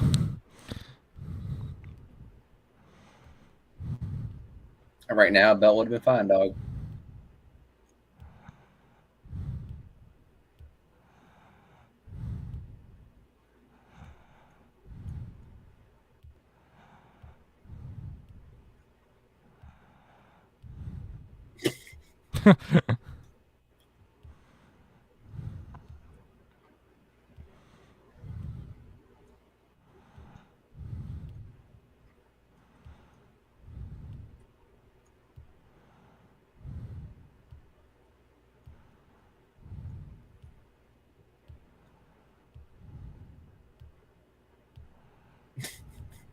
Yeah.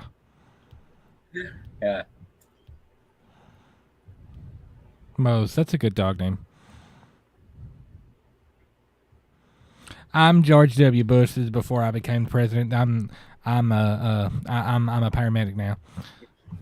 Tell me he doesn't look like George W. Bush. That's true.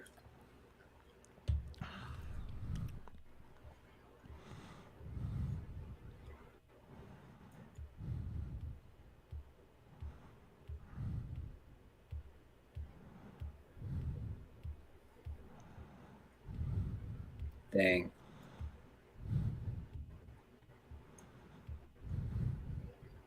Bro, what a night. Yeah.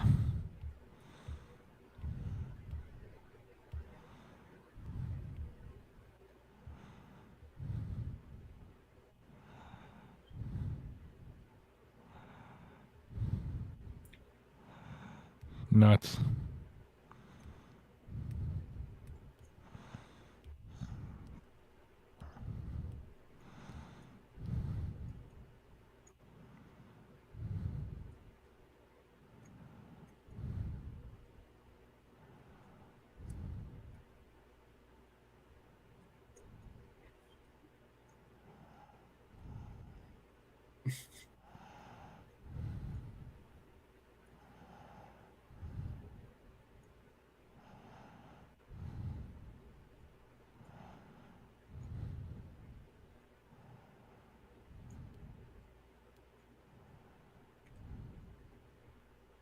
Jesus, man. It's rough.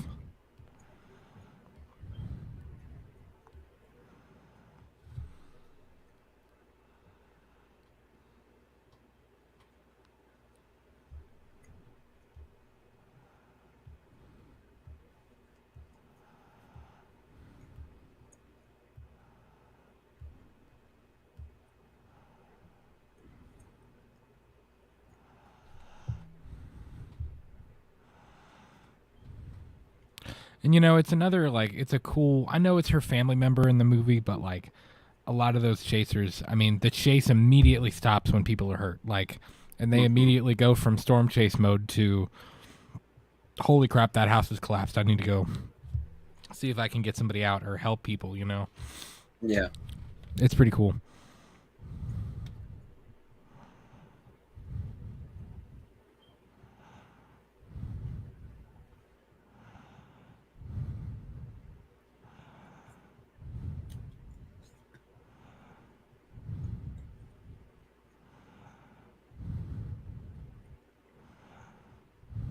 I'm going to stop this thing. What did you just say? I said I'm going to stop this thing. Oh, that's not what I thought you said. I was like, what?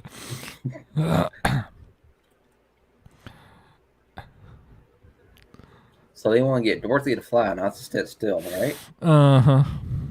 They got to get those little beads on the inside to go up in the funnel.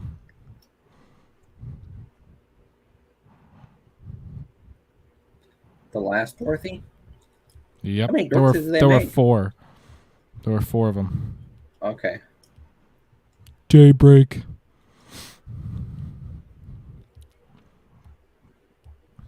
I'll tell you what, this does not feel like a 2-hour movie. It did not. We're almost done too, ain't we? Yep, we are at 1 hour and 26 minutes. Yeah. The old Pepsi can. Man, I vibe with Pepsi sometimes. I'm not gonna lie. Yeah, Pepsi's all right. Yeah. All right, I'll be right back. All right, peace.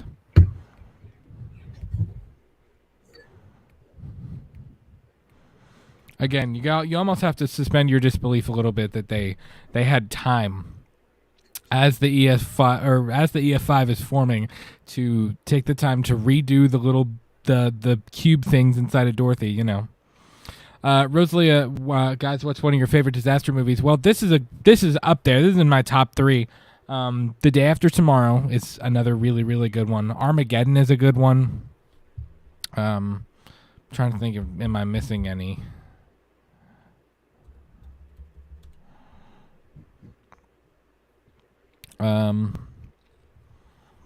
Deep Impact, that's another really good one. What's the volcano one? It's literally called Volcano, yeah. With Tommy Lee Jones, that's a good one as well. San Andreas was decent. It wasn't great. Titanic is a good disaster film. That's in my top 3. If I had to pick a top 3, I'd probably say Twister, The Day After Tomorrow, and Titanic. Those are probably my top 3. Titanic is another one, man. Weirdly obsessed with weather. Like, it's just like I just find it interesting. Weirdly obsessed with Titanic too. Rosie just asked us, what's our top disaster movies? My top 3, I said Twister, The Day After Tomorrow, and Titanic.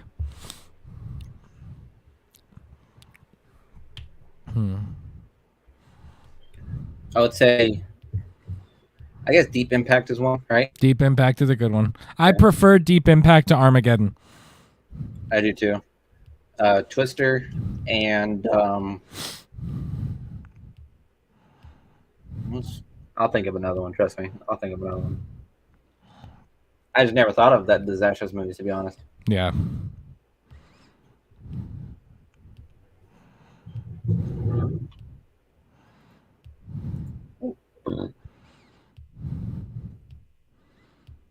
So when they were filming this, I guess when they had to film this scene, they had to film it in like direct, like it was like daylight out, and they had these huge lights that were casting to try to get the light to look correct as they were filming.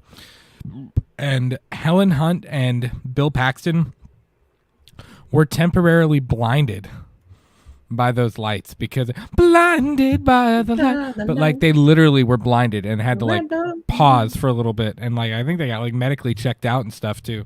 Kind of nuts.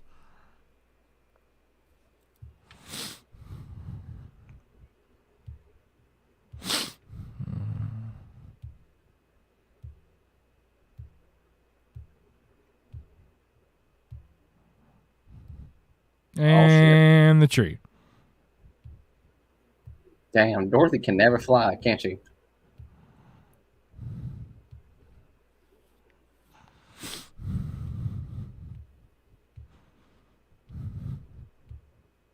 Oh, there's another The door. tornadoes always looked really good, but that tree looked like steaming garbage.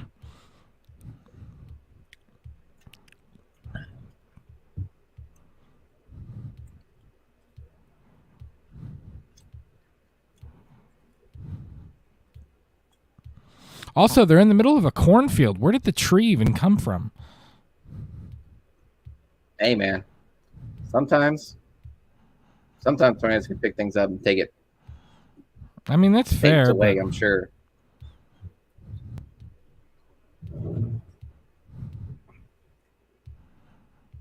that's nuts right there. Golly. She.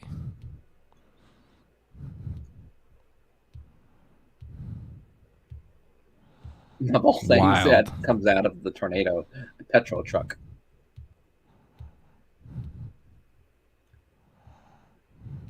Bro, no. That thing would have blown up by now. Yeah, again, you got to suspend your disbelief with that kind of thing. And they are way too close to that thing.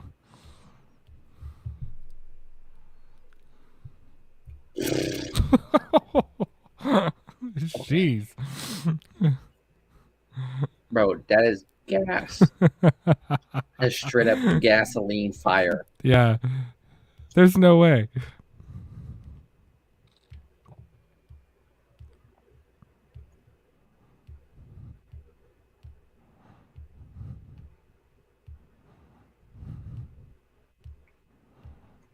No.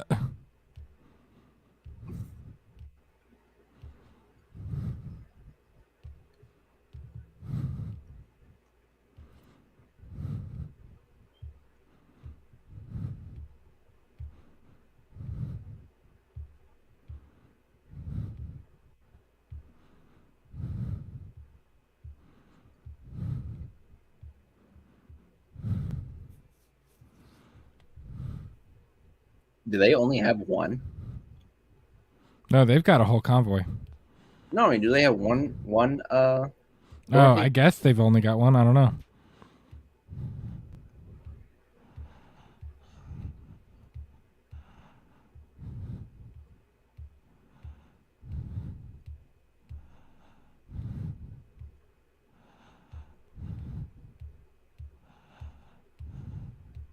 What does that mean? I don't know. I don't know what she's talking about.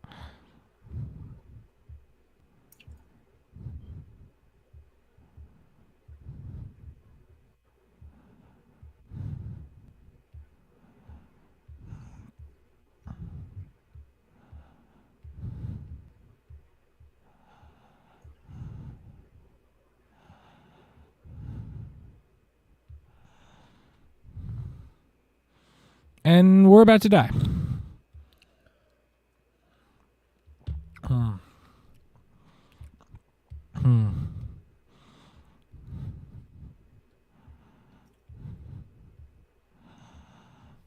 Bro sounds like Loomis in Halloween 2.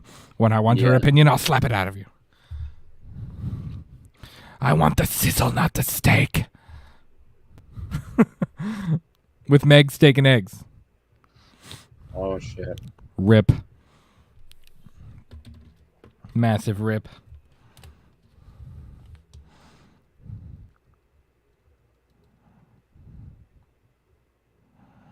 Bro, he is way too chill looking at that. Big ol' rip.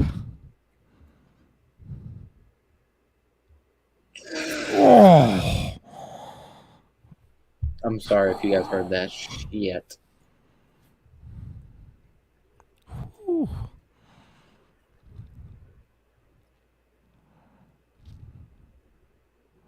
If they heard what? Me exhaling that loud. Ugh. Man. Dude, that would have been awful. That was a terrible way to die.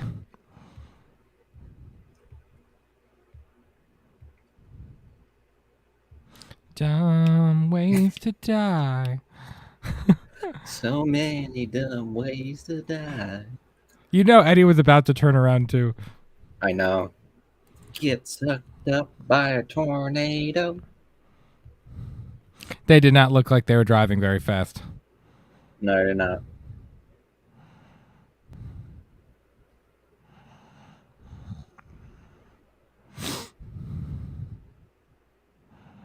Bro.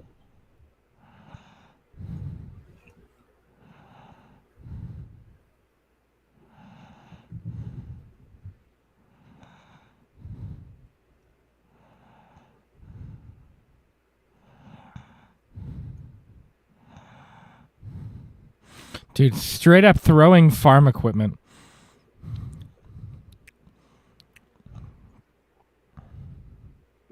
They were probably like, get a shot of that tire right now.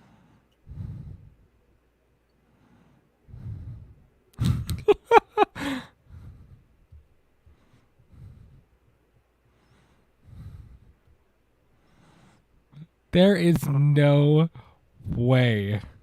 Could you imagine the family that catches that house? They're like, where did the tire tracks come from?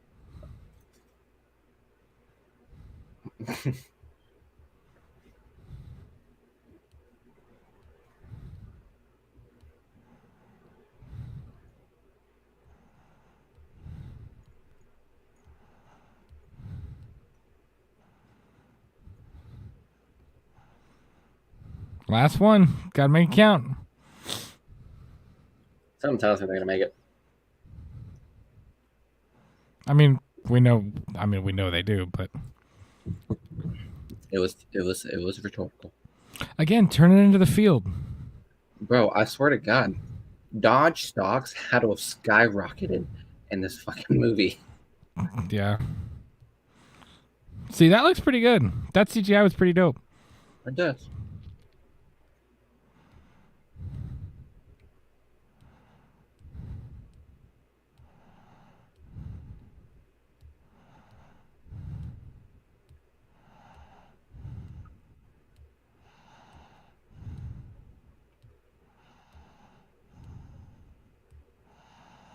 I forget car said cruise control still. I know, right? Honestly, it's pretty smart doing what they did.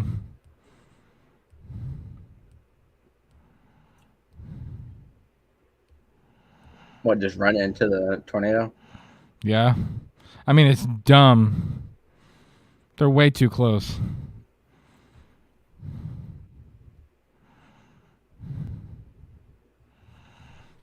But the idea is smart.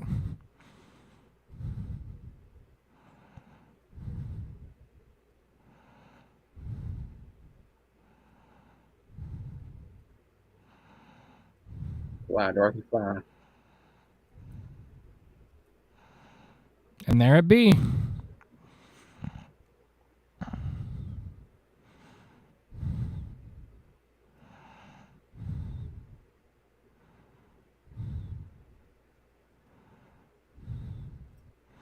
It's pretty dope, not gonna lie. Yeah.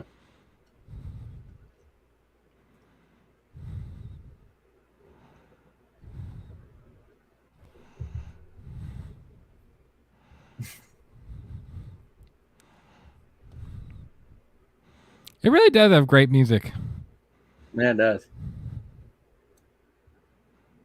You know, it's kind of like back in like, you don't have many like scores like this anymore. Yeah.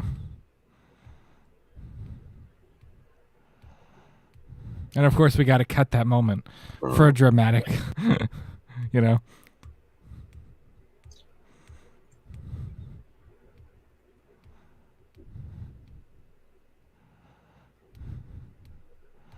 They're about to outrun an EF5. Okay. Yeah, right.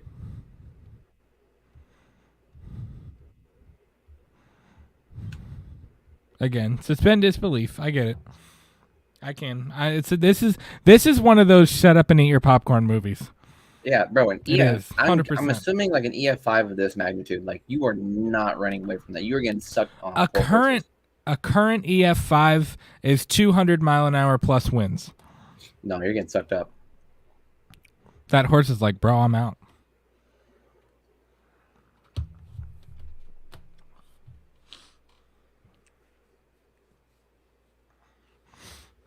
That horse said, sucks to suck. Did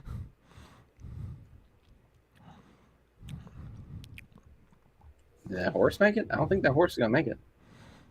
I actually think the horses do make it. I think we see them at the end. Pretty dope.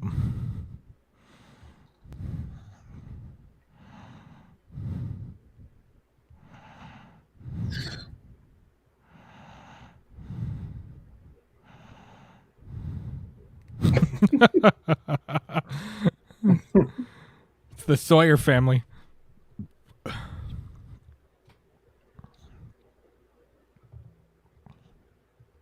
They're going to a separate building. That's probably smart.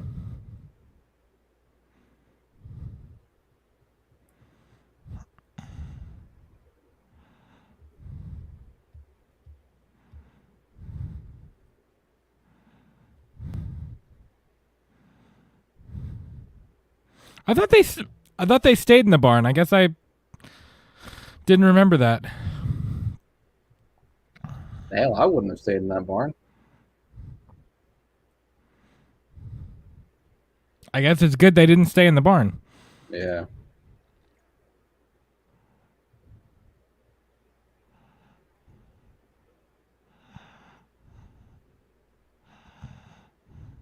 Ooh.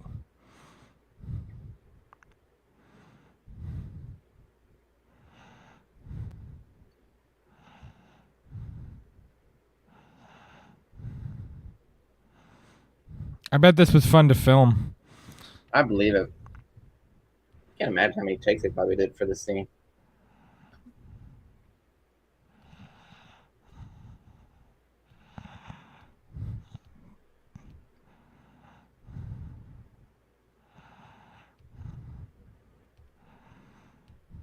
There you go.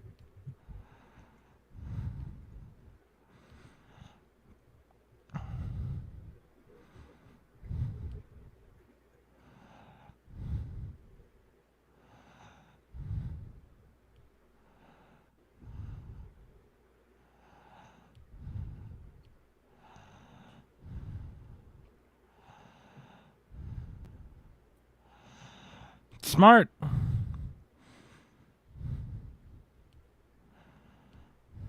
"30 feet against the hand god." I know, right? The finger of God. Bro, that shed would be Obliterated. dust.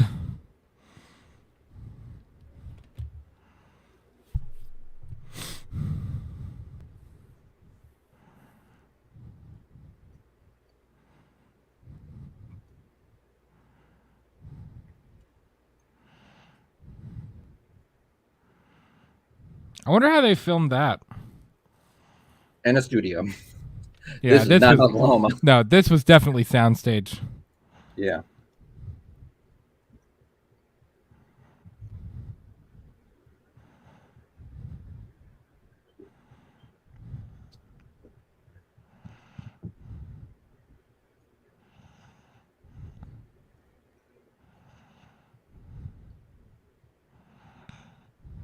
Ain't no way. Ain't no way. What, that house? That barn was destroyed and that house stayed. But see, again, here we go. That monster of a storm that would have traveled for hundreds of miles is just like poof. It's just a fart in the wind, like it's just gone.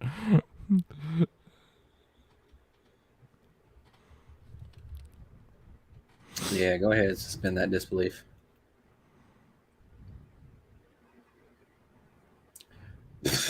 They're gonna have to explain to them why they had all those sharp objects in that barn. Yeah. It's when they realize this is like the Sawyer family. Right. Dude, that kid's clothes are so 90s. It is. I love it. Yep, the horse made it. They're smart. They're instinctual. They know what to do. They read the script. Yeah.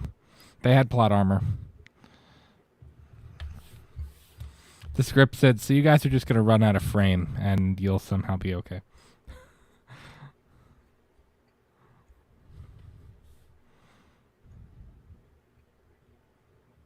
Bill, you should have grubbed the shit out of her. I'm not going to lie. Huh?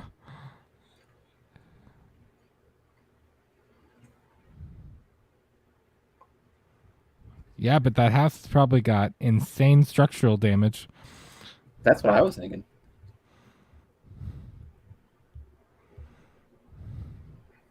And Jonas, could you imagine if they were like, and Jonas is dead? God.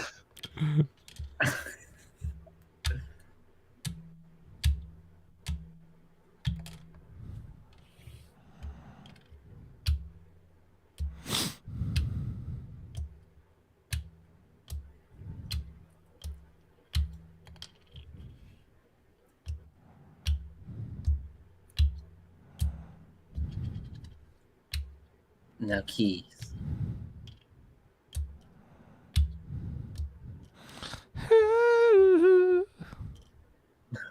They're gonna go for a kiss.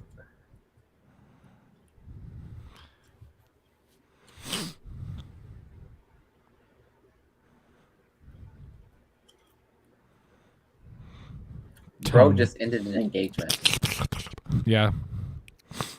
My man trades women like these Tristers touchdown and then are gone.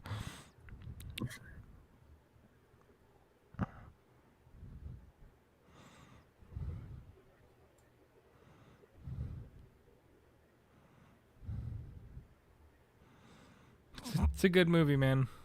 It is. It's a good thing they didn't stay in that barn, dude. Look at it. Jesus Christ, that barn gone. I mean, that's what I mean. Like, that house survived. What happened? I wonder what that family's thinking. It's like, who the fuck are you people? Yeah, right? Yeah. Why are you all here? I don't know. Ugh. It's a good one, man. Yeah. I gotta say, man, this is probably one of the better like disaster movies out there. This is probably like a staple disaster movie for like people that want to be in depth into that genre. Yes. And it's cool. You see, look at the scarring on the ground. You can see the damage path, which is pretty cool. It's a really nice moment to show that. Let me see. Mark Mancina killed it, man, with the score. Really, really great score.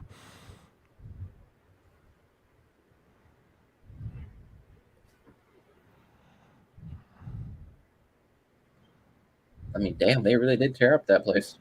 Mm-hmm. Okay, I see what you mean by like the scarring of the. Yep. Jesus. Really want to handle on that. Yeah. It's a good movie, man. Again, it's a fun one, but it also it also does shed light on the incredible work that storm chasers do in trying to keep people safe and trying to increase warning time. It gives you more of an appreciation for what guys like Ryan Hall and Andy Hill, and I know there's others too, what they do in their live streams that last 5, 9, 12 hours sometimes. I mean, they go all through the night sometimes just trying to keep people safe, and it's pretty cool. So it definitely gives you an appreciation for that. And again, thank you to all of you, all the storm chasers that do that and risk your life to go keep people safe, man. That's awesome. Yeah, man. Big praise to you guys. It's really, really important. You guys really go out there in the nitty gritty. Mm-hmm.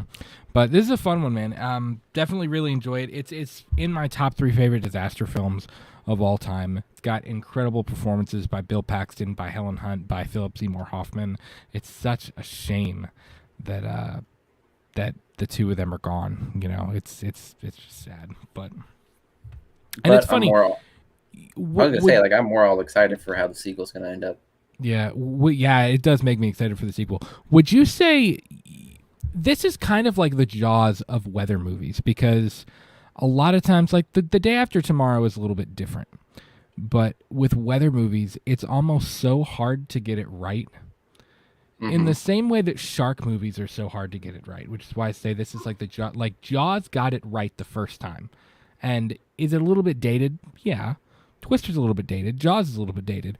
But has there ever been a weather movie or a shark movie that has surpassed Twister or Jaws? Probably not, you know? Yeah. So it's like, yeah, I mean, they did have their issues and it's a little bit dated and whatever you can say about it, but this one stands up. You can't deny the impact that it had in the movie industry. No, you can't. And it had a really good reception too. I mean, it made $400 million at the box office. You know, it did really well, man. And Independence Day is another one. I just thought of that for a disaster movie. That's a good disaster movie too. Would that be considered a disaster movie? I would say so. Yeah. Okay. I would think so. But I guess. Yeah, really, really good film, man. And I've always loved it. What does this have on Rotten Tomatoes? Let me see. Twister, Rotten Tomatoes. I got to say, like, probably a good score considering the legacy it has. What's your guess? I don't know, like 78? 63. Damn. 58% audience score. Damn. I know. This is a better movie than that, yeah. The storms are breathtaking, the action pulse quickening, then two leads smart and likable. Yeah, it's seriously, it's fun and it's got well written characters. It definitely falls into that classic action adventure movie vibe. It's a classic, and thanks, Rosie. I mean, we knew this would be a fun one. We just, in light of those other outbreaks that had happened a couple months ago, or about a month, a couple weeks ago, about a month ago. I mean, we wanted to wait until this time. But again, it's a fun watch along. I've always had a lot of love for this one. So guys, thank you so much for joining us for the next episode of Classics Revisited. We have quite a few. We have at least 4 or 5 of these in the pipeline for the next month and a half or so. We kind of wanted to lean into Classics Revisited this summer. I don't know if I guess we can say it. Who cares? We definitely want to do King Kong from 2005. That's my pick. We want to do Godzilla. We kicked it off with Godzilla 98. Watched Twister. We're gonna hit up Kong 2005. A fun one that I thought we could do for the summer, just because I rewatched them recently. The Pirates of the Caribbean movies. At least the first 3. I don't know if we'll do Dead Men Tell No Tales and On Stranger Ties, because they're okay, but it's not that original trilogy is perfect. Perfect. I get it. Yeah. So, but we'll hit those up, and we have quite a few others. So, and obviously, we're gonna keep the Purely and Simple Evil thing going. There's a lot going on behind the scenes right now. I feel like my computer. Can you see the sweat? A lot's going getting on. Its work in right now, because we're planning for October, which I think this fall we are going to release some of the best content we have ever released before in our channel's history. I really do. I'm super, super stoked about things we have coming down the pipeline. So listen, we won't have a live show next week, but we are going to have a couple of other videos that are going to drop. I've got one that I've been kind of working on. It's been a special project of mine for the last couple of weeks. So guys, thank you so much for joining us. Again, thank you to the incredible storm chasers that do what they do each and every day, especially at this time of year. This is kind of their season in the spring and in the summer. And also, happy Mother's Day to everyone out there. If you are watching, have an awesome Mother's Day tomorrow. Go kiss your mom. That came out really weird. I should have said that differently, but it's okay. Either way, have an awesome rest of your weekend. And guys, new episodes of our shows premiere every week at 8 p.m. Eastern. You can follow us on Twitter, Instagram, and TikTok at LTM Podcast KY. We love you. Be good to each other. And as always, we'll talk to you soon. Peace. Peace.